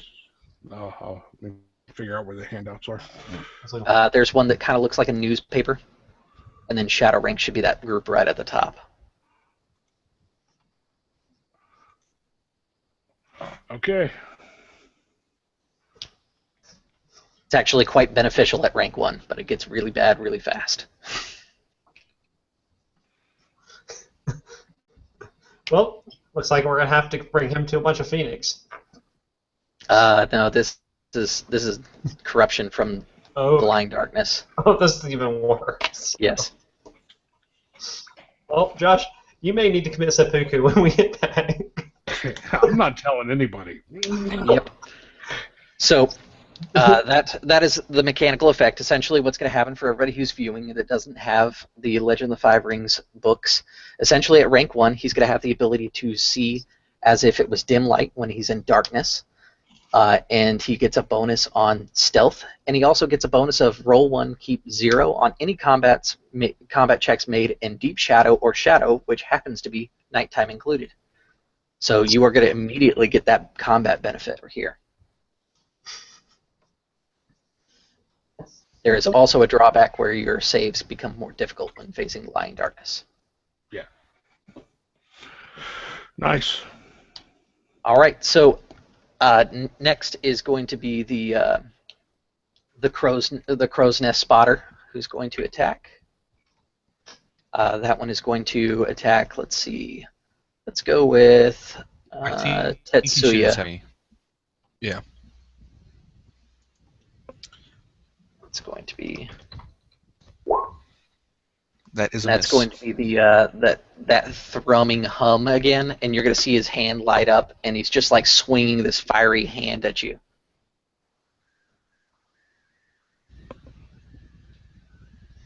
Okay, so that is going to be his action because that's a full round there. Okay, they both used one of those. All right, next up is going to be Bayushi. Okay. Is my blade still, like, in him? Yeah, you Or could no? you could take your attack by just pushing it deeper in if you want. Well, I'm gonna say that I'm gonna try to do that. Like, I'm gonna lift it up and then try to get more of a swing Hammer it through back and in. just kind of, and just try to swing and chop off his arm, with the wound that I've already made. Or at least that's what I'm attempting. Yeah, I'm gonna try to do it with a, what do you say, 2 raises?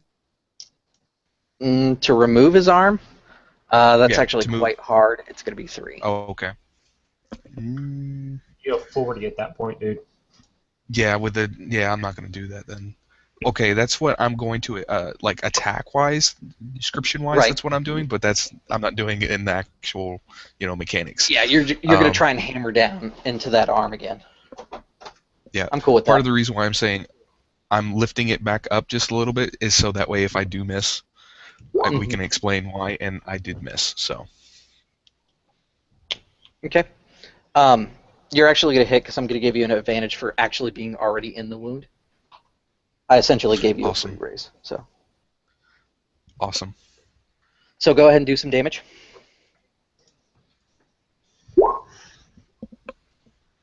How about 20? Which Okay. I'm pretty sure he's probably not going to take that much of it. Takes half. The captain's the real problem. You guys got to work together for that one. Right now, you have a shinobi over there just trying to hack her to pieces all alone. So is Okay. this guy still up after that, or?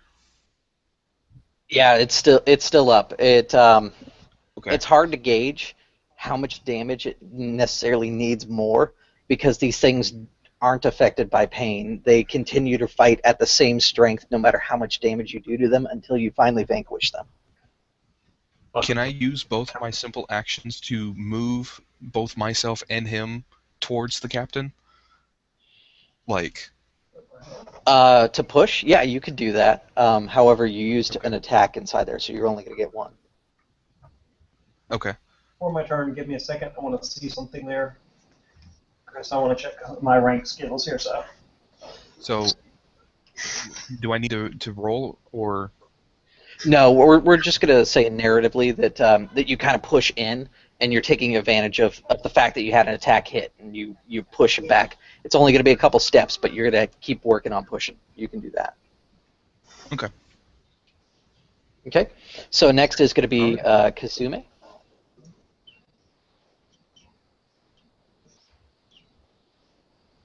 Okay. None of my school ranks affect anything here because I'm not attacking from ambush. She knows I'm there. Mm-hmm.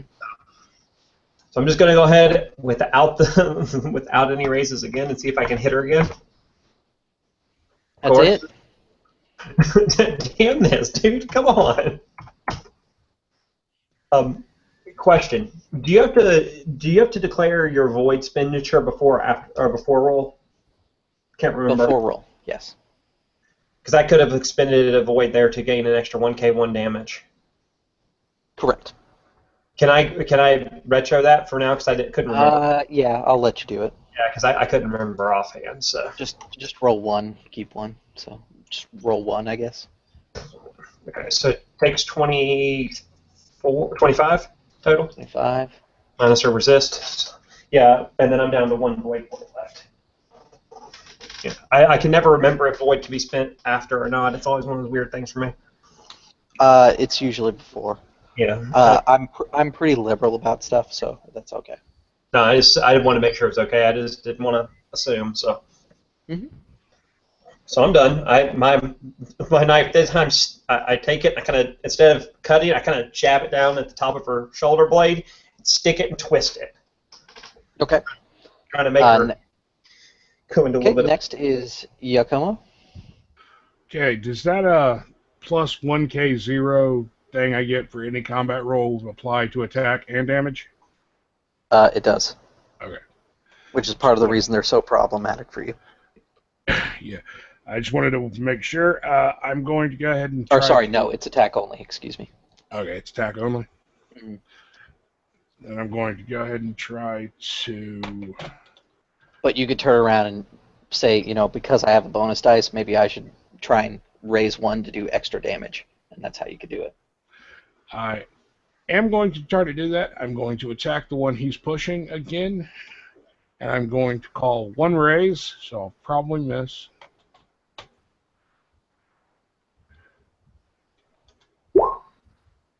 And I miss. Because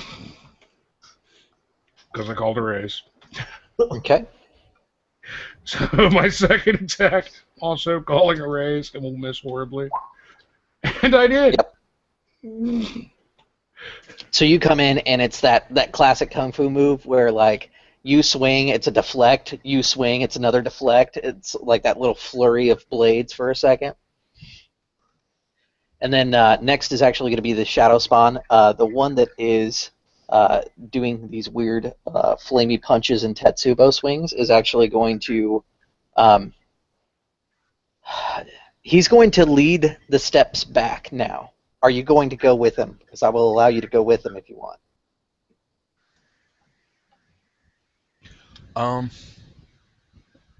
Can I tell how far he's trying to move? It's like, is he... About 15 feet, which would put him in the shadows again. That's why he's moving that direction. Okay, can I try to stop him? Or no? You'd have to turn him, and you could do that on your turn. In fact, you could knock him off the ship if you wanted to on your turn. It's not like that's going to do any damage to him. It will require 4 raises to do so, but you could do it.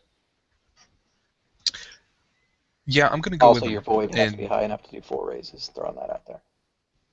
Yeah, I only have 3, so I'm going to go with him.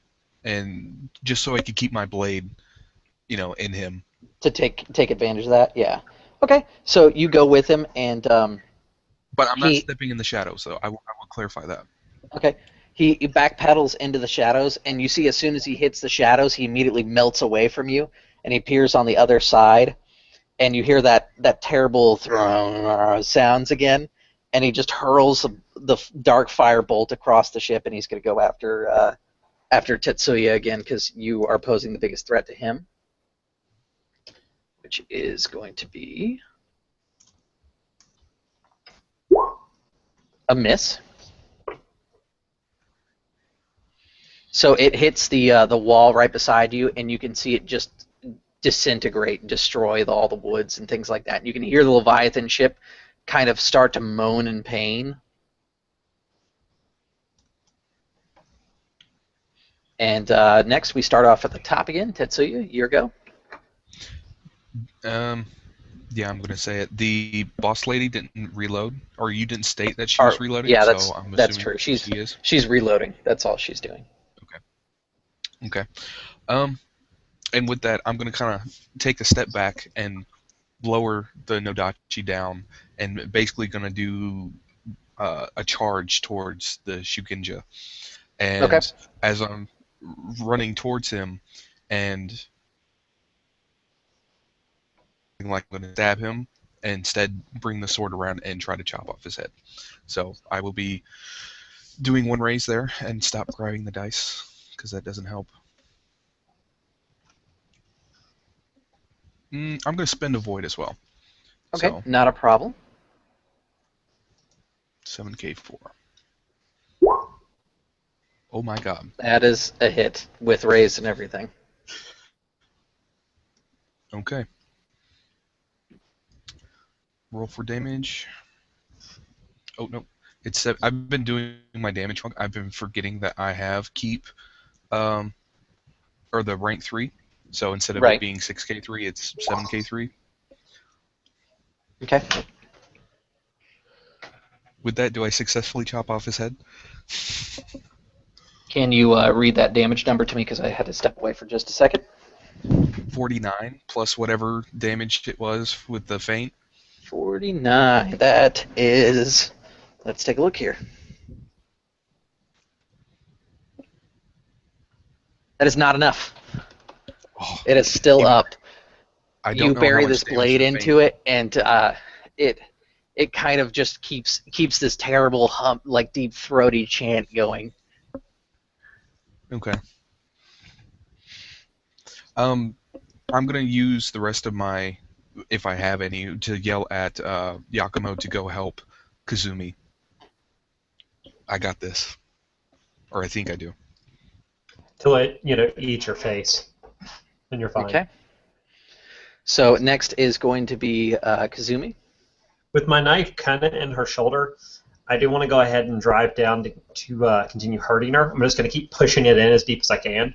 Okay. It's going to lower the target number to 20 for you. Okay, so that's 6.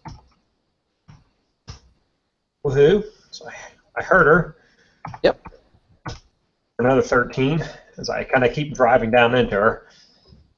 And then, by the way I'm envisioning this, Chris, is it's going to be very hard for her to target me with that weapon because I'm literally like hanging on her back like this. So unless she throws me off first, she's not going to be able to shoot me. Well, you're kind of to the side of her. She's not going to be able to point the gun at you. That's what I'm saying. Unless she's wanting to throw me off first. Yeah, which we'll get to that in a second. Yakumo, it's your turn. Pistol. Okay, I'm going to use my first simple action to charge at the captain, Okay. and then my next to attack. So, I'm not going to call any races, because I guarantee you it won't work if I do. So this is my first attack. Still misses. Jesus. I'm rolling more dice now and hitting less. And All the right, second attack Yep, second. will hit. That's gonna hit. Finally. Doing 34 points of damage. Jesus. All right. Let's see. All right. So whereas you thought the other one was difficult to deal with, this one, when you cut in, it's like a half of a half is pretty much going in for damage for her. There's some sort of, like, she's got armor resistance plus whatever this like invulnerability thing going on at the same time. She is quite the deadly capture. Speaking of which, it's her turn. What she's going to do is actually going to change because Yakumo attacked the front. She's going to keep that throaty chant going, and you can see that the gun itself this time lights up, and it's just a swift butt stroke to the chin for Yakumo is what she's going for. Oh, God. She's not going to shoot this time. She's just going to 29? Yeah, that'll hit. Okay. Yakumo in the face. Shoot that! Okay, and that worked. 18 points of damage, and I need a void save. Oh God. And your target number has gone up because you are now shadow tainted. You can spend a void point on this, Josh. If you want to. Rolled a 15. Okay. That is a failure. You do have your honor roll. You do have your honor roll available to you, and you also have the ability to spend a void point to gain another single die roll. Let's just get tainted. All right. Go to rank 2. This is not like Shadowlands Taint. Every time you get a solid rank. It's pretty bad. What is your total void? My total void is 3. Okay. Once you get to your total void, you become consumed. And we have to kill you because you become a monster. Okay. If you can identify he's become a monster. True. I say let's just chop off his head and just to be sure. Like that's my vote. Okay. Yeah. So you get a fistful of musket, fucking shoulder butt to the face there. And I am now nicked. So. Next is going to be the Tetsubo wielding chanter, who's going to go after Tetsuya and try and swing that Tetsubo. So let's see. 5, keep 2. That's going to be a miss because I know that your target number's got to be higher than 15, even if you're naked at this point. Okay, so If that. you just want to know, my target number is 30. Yeah. I was gonna say, so he goes in and he swings, and maybe it's because he's using a Tetsubo one-handed, like a champ, kind of, but at the same time a fool. He's just too easy to predict his movements for a seasoned warrior like yourself. Okay, so next is going to be Tetsuya. Okay. Since my blade is still kind of like in his throat, I'm just gonna basically kind of do the same thing at his shoulder and take it out just a little bit and try to shove it back in to try to basically hit him, but yeah. So 6. Drive it home. Yep. 6K3, 34. That's a hit. Awesome. So 7K3, 25 damage. So this time you feel it power through and take care of those last 2 hit points that you were missing from last time. And you can feel like the head detach and it just fades into that smoke again. The captain's the only one left. Next is going to be Kazume. Can I use the rest of my movement to... Yeah, you can move back towards the captain if you want. You won't make it to her this turn. Okay, that's fine. Well, I'm just going to continue forcing that blade deeper and deeper and deeper until she goes down. Yeah, why stop what's working for you? Right, and I missed her. How? No, that's a hit. That's a hit. You get a free raise. I get a free raise. So. Say, how did I miss her? I'm stuck inside of her. That's what she said. Waiting for that. All right. So next is Yakumo. You can see that she's bringing the gun back around now. Okay, I am going to charge in and try to attack her twice more, and this time I am going to call for a raise, just because, like, my dice have expanded crazily. They all hate you, Josh. That's the problem. Okay, so your number you're shooting for is 30 or above. Does that okay? It was plus 1K0, and then it went to 1K1. Do the 2 stack? No, it becomes 1K, 1K0. Okay. Unless I read that wrong. Use the stuff in rank 2. Yeah, it'll say it's 1K1 now. Okay. Instead. That's all Yeah. I was asking. Well, that's a read it wrong. Yeah, basically he got to be even cooler and see more stuff in shadows this time. Barely hits. But I did hit with a raise, and I'm going to try to attack again and call another raise, which will miss. Of course. But the first raise was for more damage. You add an additional 1k0, yay.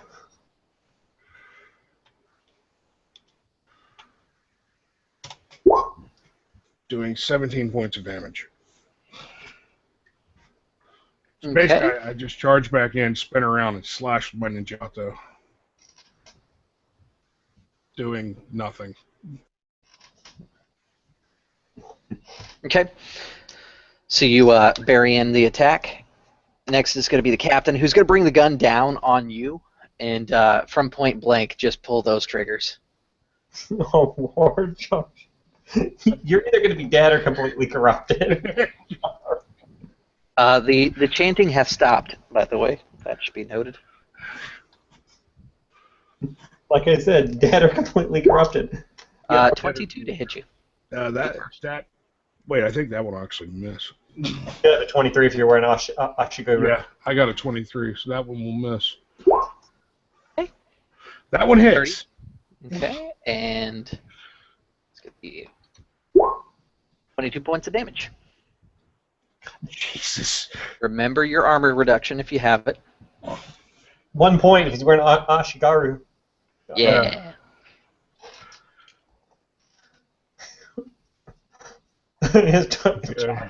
Jesus Christ, plus 22.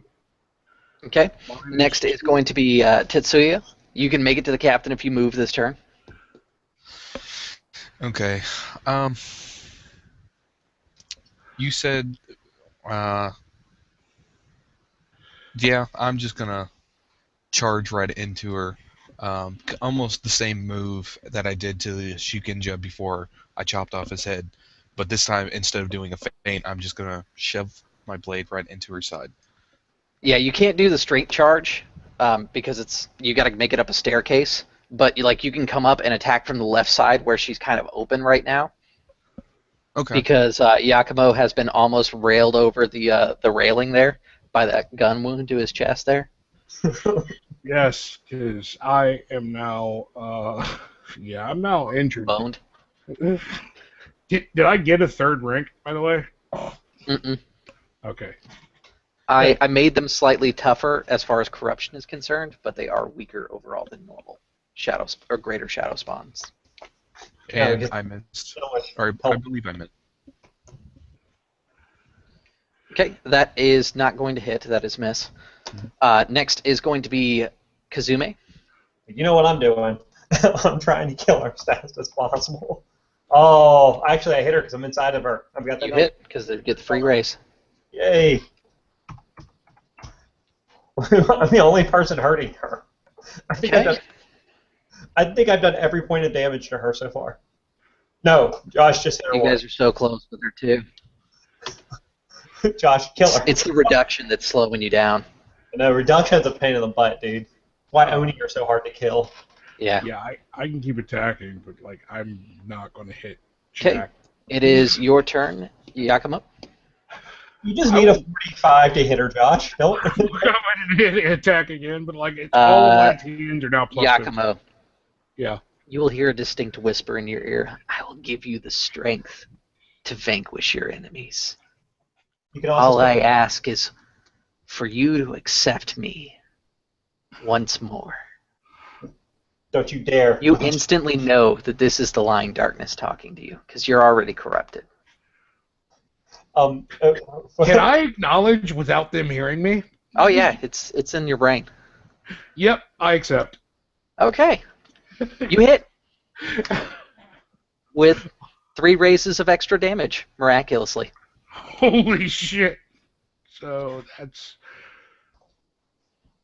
like 8-2. You are also going to rank 3 Shadow after the turn's over. Yeah, I count that. You are also fully corrupted now.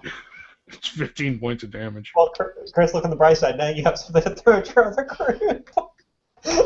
Crazy corrupted traitor. And that actually is going to ignore reduction and her armor. So that is real damage there. She is dead. Congratulations. You basically see him. Yay. If you could see his face under his mask, he gets this creepy smile and just charges back in. launches into the air, spinning around, and just cuts her head off with his ninjato. So with this one, you now have the ability to do Shadow Walk, which is that ability that they were doing earlier to disappear from one shadow to go to another. That's 100 foot of distance. You get a Shadow Sight, gets 3 free raises, which is that seeing in the darkness thing. Shadow Blend, which is the improved stealth, is now 3 free raises. And you can normally move normally while in the shadows. You don't have to do it at reduced speed, basically. Okay. And you get 2 keep 1 on combat rolls in Deep Shadow or Shade. And then you can read the drawbacks, but you also gain the bland advantage. Huh. Okay. Okay. You have dealt with the upper decks. The things that were up here are all gone.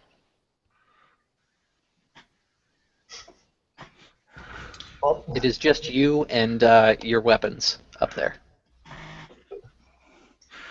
I'm gonna swing my Nodachi to try to clean off most of the black gunk that has started to cake on my It's weapon. totally clean, actually.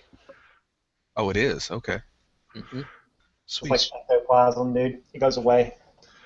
Well, no time like the present. I'm actually going to do a thorough search of the captain's room now that she's a corpse. Yeah, absolutely. Now that she's gone, you can sit there and count it out. She's got like 15 maps, 3 sextants, 4 compasses. Like, it's nothing of real use. It's a lot of stuff that would be useful to a captain, but it's been on this ship for how long? Who knows how long? So taking it off the ship, you might end up like taking a corrupted compass that could lead to disaster if you give it to somebody. Yeah, So it's probably not the best plan. But you can walk off with the 37 Koku. I was going to say, I'm going to mark that Koku to come back for it. While he's doing that, I'm going to kind of check on the top side, like, because you did say there was a few barrels and things, like, just to make sure that this key that we're looking for isn't somehow, some way, some shape and form. When you crack open these barrels, they're just full of salt water from the Sea of Shadows. You're just like, oh, this is bad news. I'm not going to dig around inside these barrels. I dare you touch it. Maybe you should Like, I dare. One of the things that you think you could do is you could like pour the barrels over the side just to see if there was anything inside them. But if there was anything inside there, whatever was inside is going to drop into the ocean. Or you could just take your Nodashi and cut the blooming things in pieces and bust them open. Yeah, but How about you stand a your chance of weapon getting to yourself do that? wet with it. True. You can always stab a hole in the side of it and let it drain and run. Yeah, I mean the other thing you could do is you could just tip them over and let them like spill across the deck. You kick them away from you. Yeah, I was going to say, just line up and boot the opposite direction. That's the best option right there, actually.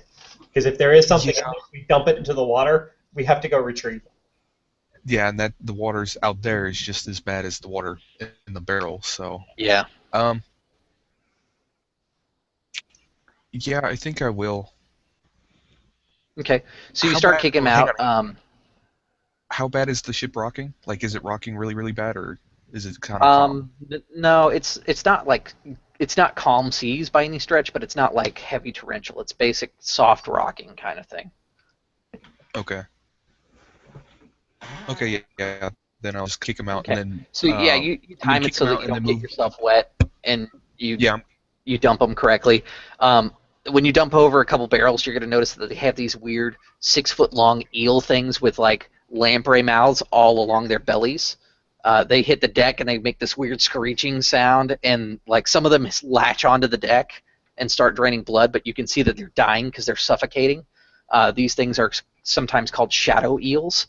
They are quite terrible and bad news bears. They are inside the Sea of Shadows, and that's why you probably shouldn't go in there, basically. I mean, forget the taint. You open up one barrel, and a skull floats to the top.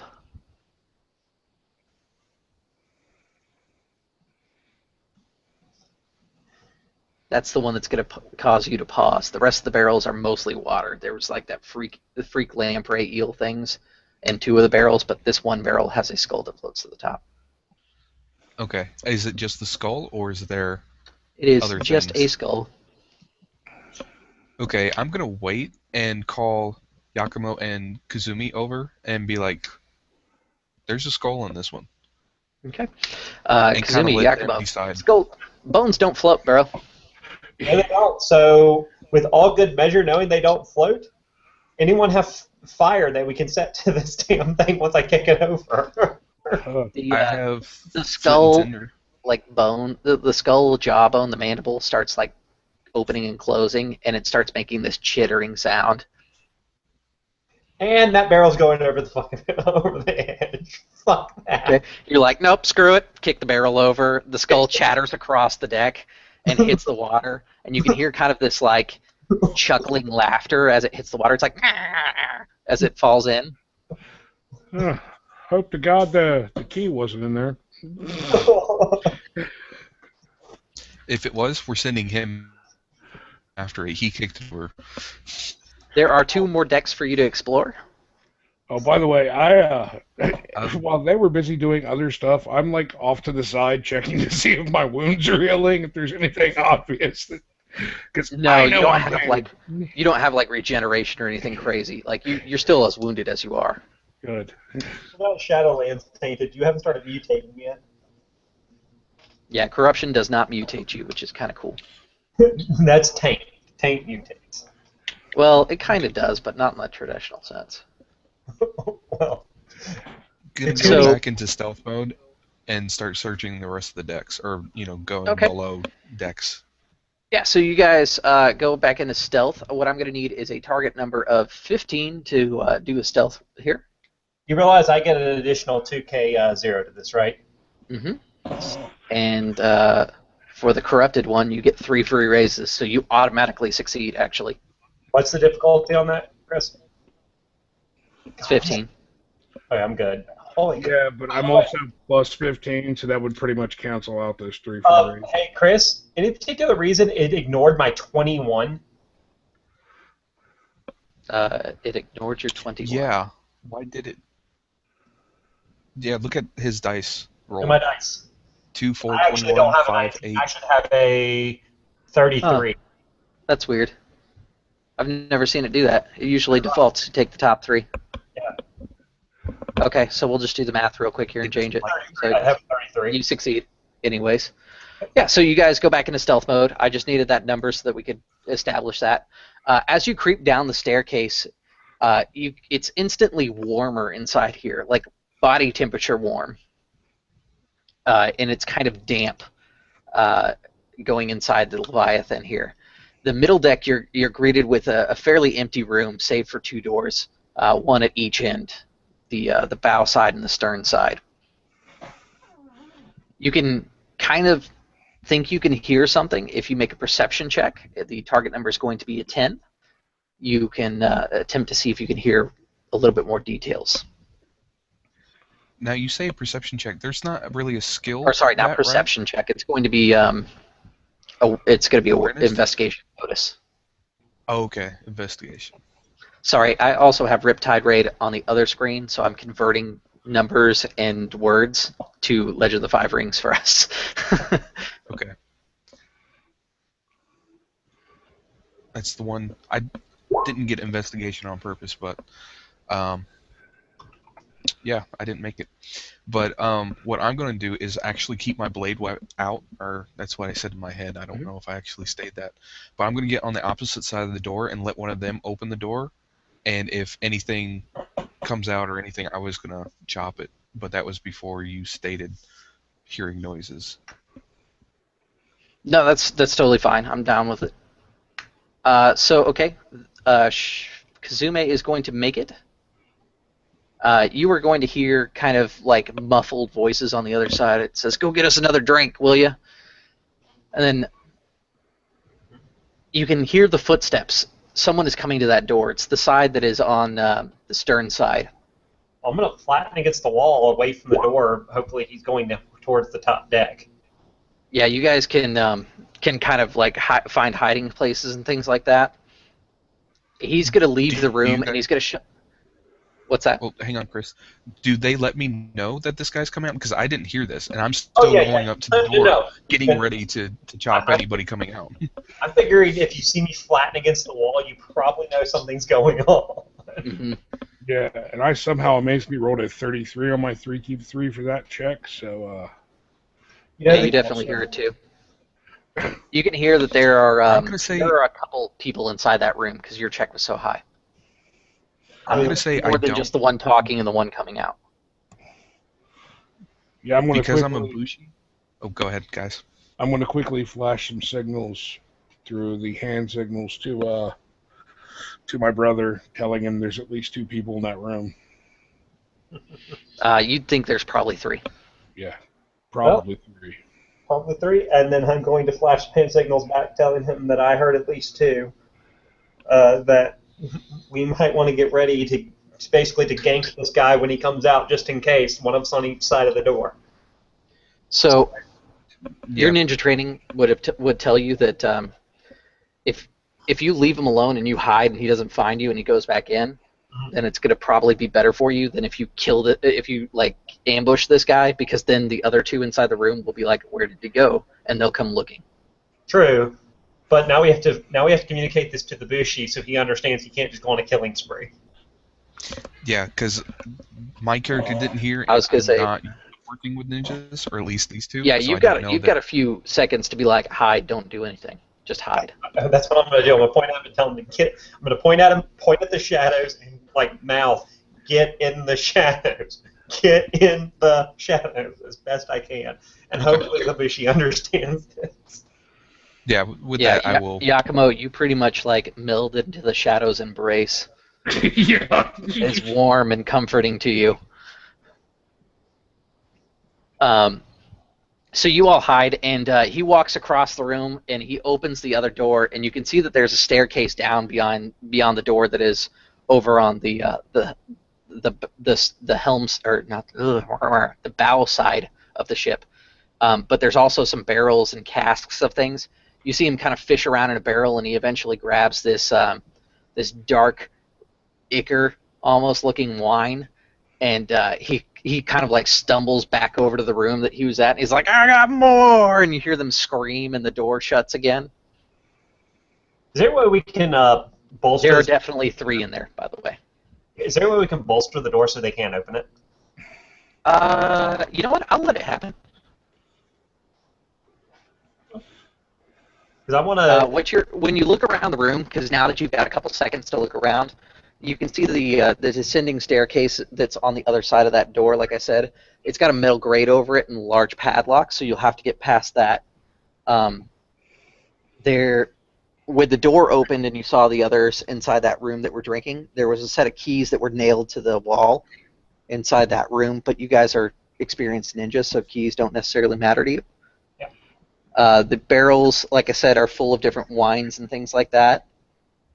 And you can see that the guys that were on the other side of the door, while very bland looking, were playing a set of like a dice game.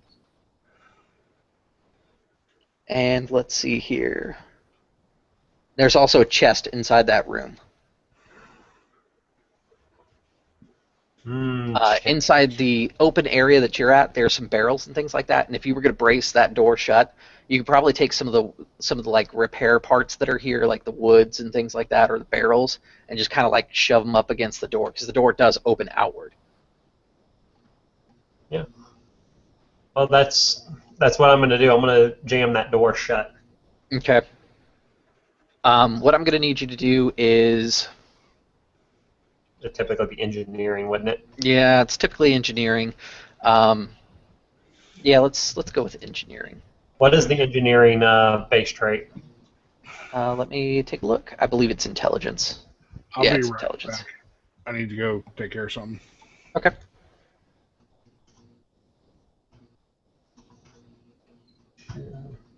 Unexploding. Oh wow, gee, mighty 9. Mighty 9. Okay. I thought you said 99. I was like, holy Christ, with 2 dice? That would have been spectacular. That would be epic. Okay. So you kind of brace it up. It doesn't look good. You're like, I don't think this is going to work. On the plus side, I also am thinking, well, at least if they do try to come after us, we're going to hear them. Yeah, you definitely will hear it. But the grade over there is what's that? can we just like pick up the barrels and start moving them and just place them in front of the door instead of doing? Yeah, that's it, basically like, what he did. making a break? Like, yeah, Oh, okay. he was attempting to jam the door, but really what he did is he just stacked up a couple barrels in front of the door, and in reality, it's not going to stop the door. They can still shoulder their weight into it and get past it, but at least you guys are going to know and hear it if they do. Yeah, we're going to be able to Okay. know it. So the metal crate on the other side is blocking that staircase down, and there's a rather large padlock on there, and this one seems to be a little bit different. It's got these little turning dials on them.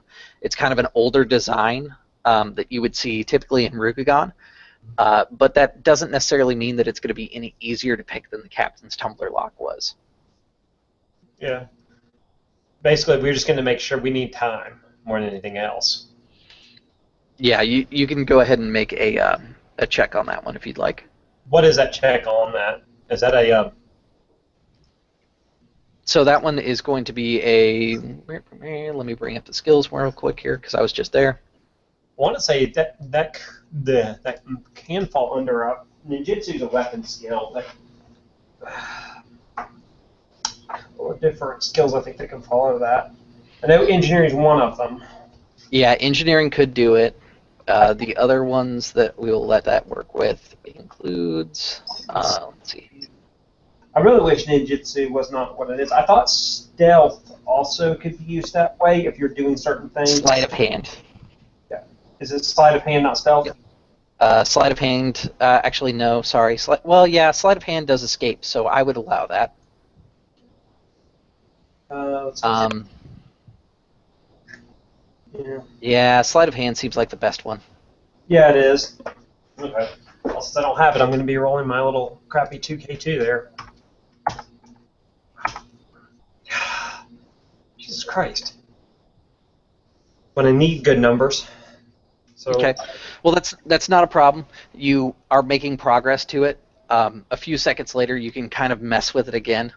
We're essentially doing it like a skill challenge would be for D&D. Okay. 13 that time. Okay. You're fairly close. You've got that last turning dial to lock in place. Mm-hmm. So go ahead and give me one more time here. Okay, that's enough. Oh, wow. All right, so you get that thing undone, and you can hear more cheering from the other room. It sounds like they're enjoying their wine, and you're able to move that grate out of the way. You can hear kind of this like sloshing sound coming from down below deck. Almost like As water. Yeah, like water a little bit. I would like to wait for Josh to come back before we necessarily continue, because this could get bad for all of them. Okay, I was I'm to say, back. Sorry. There he is. since he's not here, he's going down the hole first, but he's back. Damn it. Okay, so he opened up the grate to get to the deck below you guys, and you hear kind of this like sloshing sound. And as you guys kind of creep down the staircase, keeping your stealths in mind, of course, you can see that this room is kind of open. The bulkheads of the room are lined with deep rows of stacked barrels, and in the center you see this like orb of water that's kind of sloshing around, and there are 4 steel scrolls that are on the ground around it inside, basically kind of like cardinal directions would be, like one towards the bow, one towards the stern, and then port and starboard, of course. The talismans that are on the ground have these ethereal chains that come up to the water orb, and they seem to be holding this orb in the air. Inside the center of it looks to be some sort of green lumpy mass. It's kind of hard to get a good look at it from where you're at. And then underneath it is another talisman that the shadow is going to tell Yakoma directly that do not bother the creature. It is part of my plans. You know that the talisman in the center is feeding shadow like contamination into this orb. Those of you that are looking in, you can see this black inky stuff kind of floating around in what looks like pure salt water with the creature. So there is, though, salt water in the bottom. Like, there's no basically safe place that we can get. No, the salt water is actually in a floating orb. Okay. That doesn't seem to be held in like any sort of container. It's just like freely sloshing, moving water in the air. Looks almost How like much that. You can see that there's a chest inside this room that's just on the other side of this containment unit here. I guess it's the best way to phrase it. And the creature that's inside the water, it seems to have like what looks like tattered leathers around its neck. And there seems to also be a little bit of blood floating in the water with it.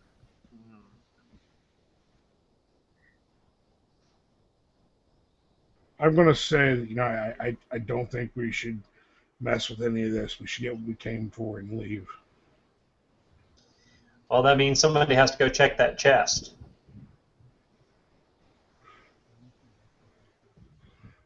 How large is this room?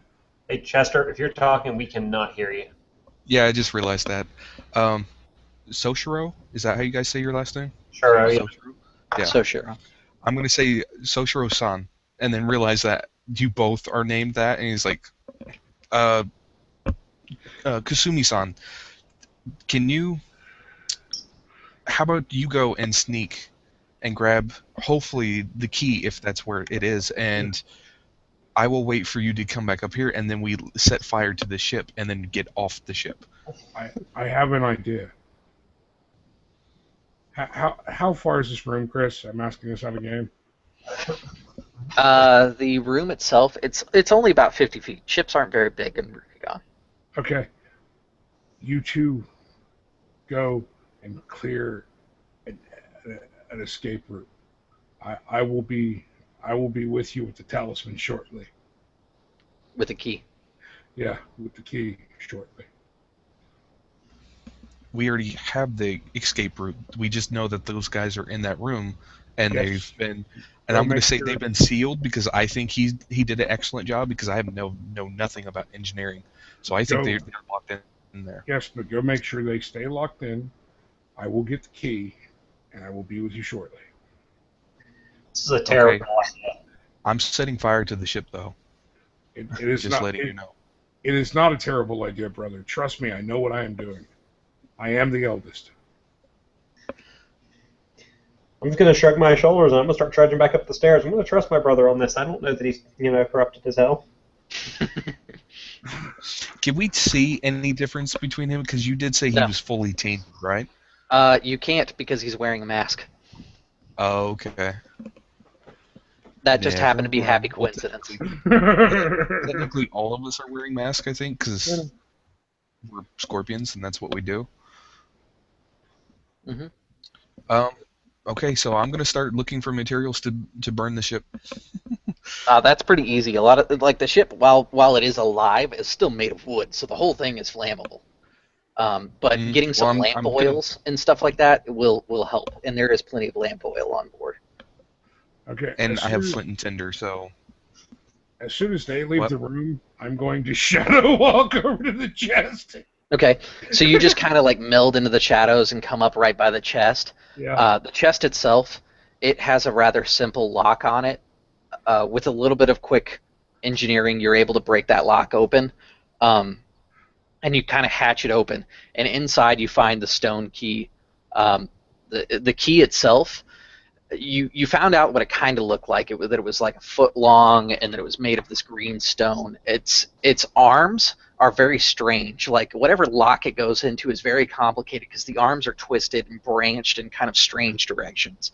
The keyhole that it would go in, it would have to have like tumblers going in at least 6 directions. It would be near impossible to pick whatever lock it came to, even though you could fit your whole arm in there basically. And Just looking at the key. But then at the key's head, you can see what looks to be the figure of a woman with 8 arms, kind of dancing almost. The key is very strange to look at. It is definitely Gaijin in creation.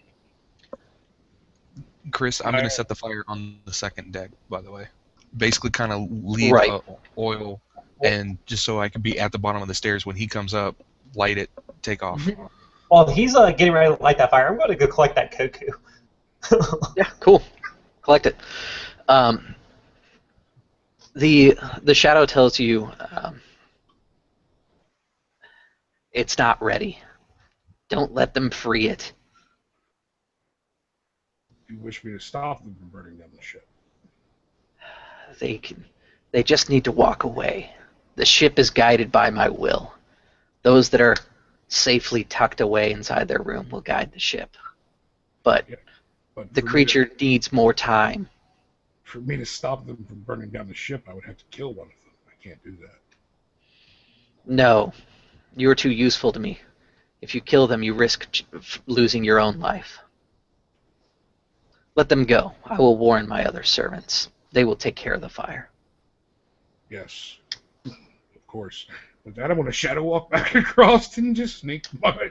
I'm not even really sneaking. I'm walking out, but I'm making it look like once I get close. Because you're very close to the creature that's suspended in this orb of water, you can see what it is. It is a umibazo, which is a sea troll. They are quite vicious and quite terrible beings. Basically, they live only in the Sea of Shadows, and their time in the water has corrupted them even more so than normal land trolls. Their favorite tactic is to drown people and then eat their bloated corpses. And he is corrupting one right now. And you can see that it's losing its features. It's becoming very bland and generic looking for a troll. So yeah, when Josh comes up to the second deck and he gets about halfway to me, I'm lighting. Which, kind of an interesting fact for you guys, trolls actually are very unique when compared to each other. They all look very different and very unique. So seeing one that has very bland features is a little strange. But that's more out of character than in character. I know you guys are all new to L5R, so I like peppering in stuff like that. Wait, all of us?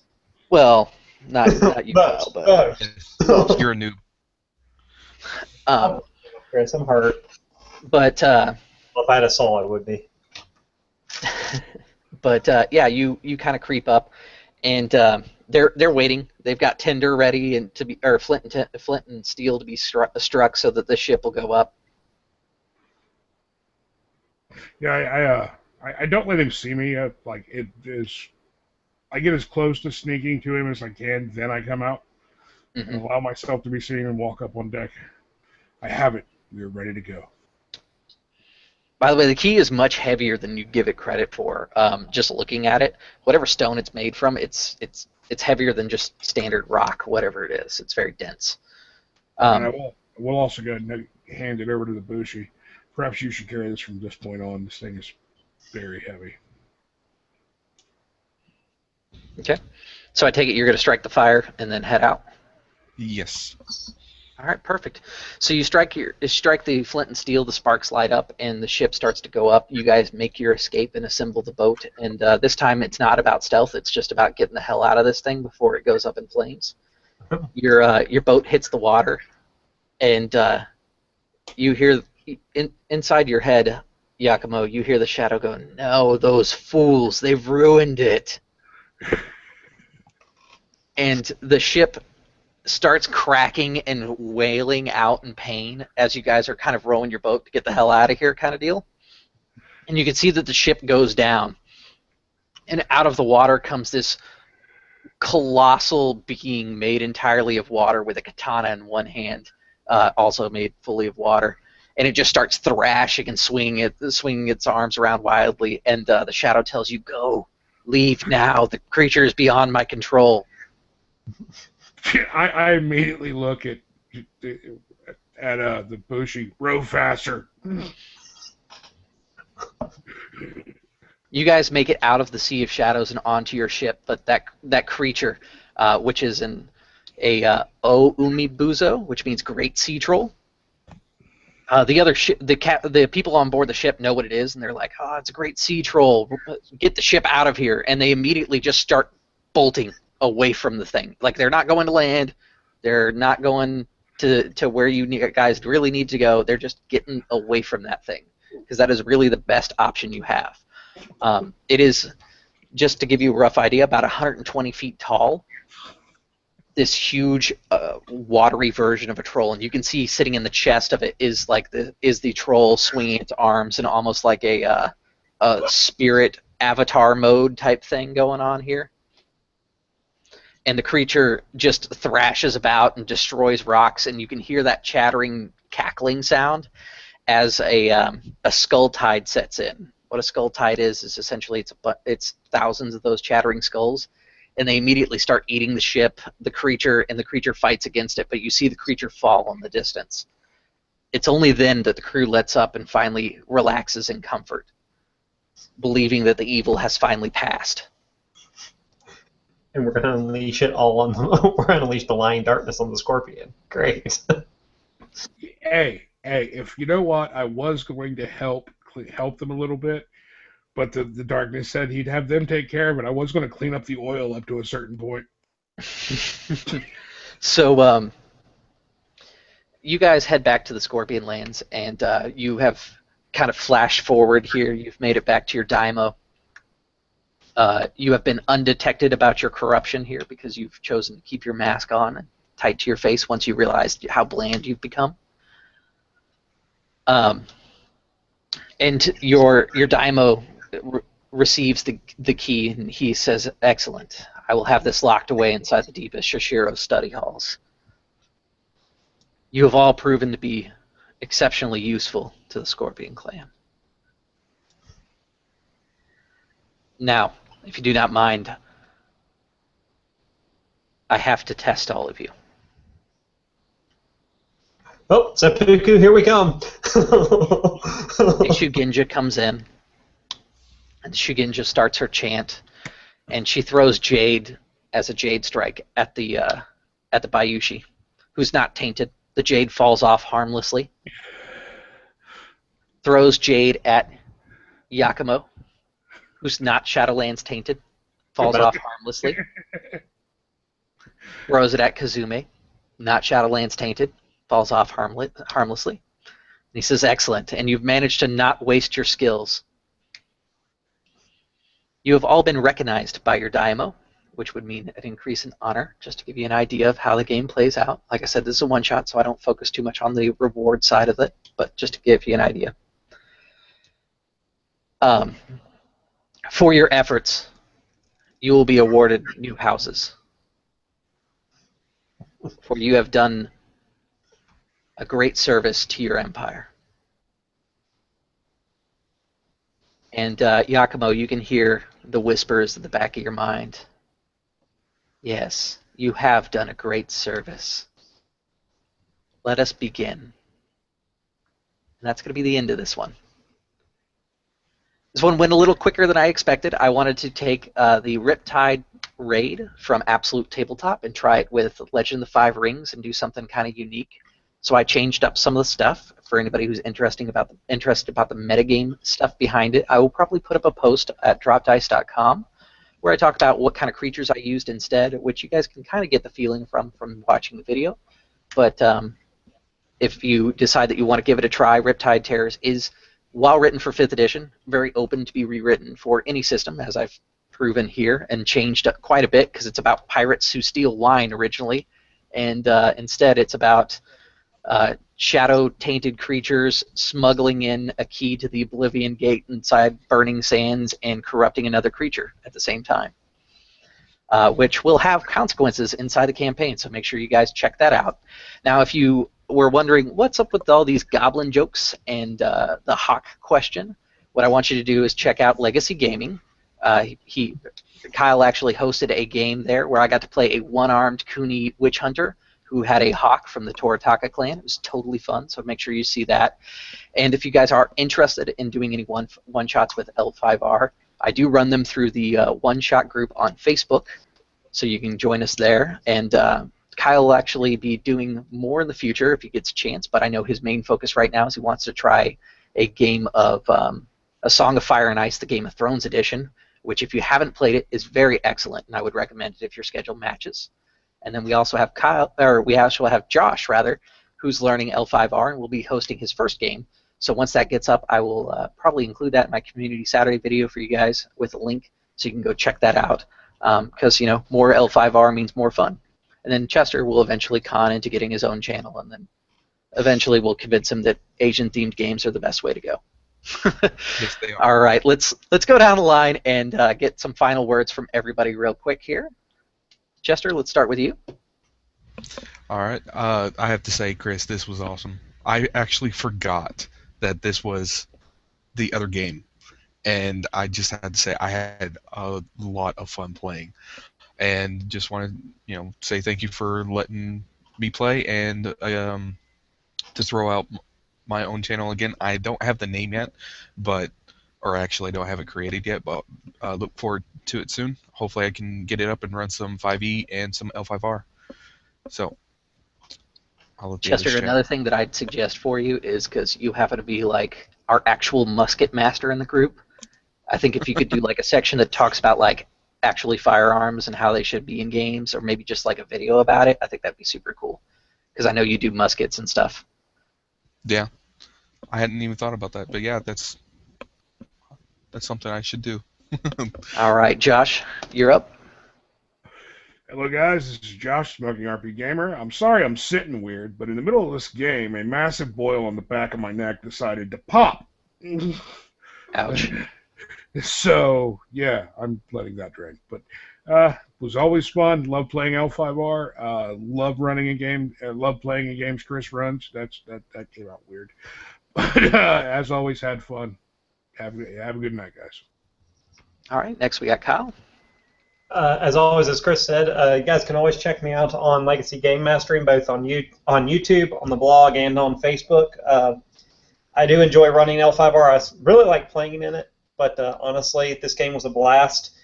I'm kind of looking forward to unleashing the lying darkness on the Scorpion clan. So, Yeah, it's infiltrating now. It's definitely cool. It didn't work out the way that I planned, but it worked out in a different way. So that was definitely good, and I'll see how that affects my campaign. definitely. And Yakima will be trying to corrupt his brother in very subtle ways. That'll be amazing.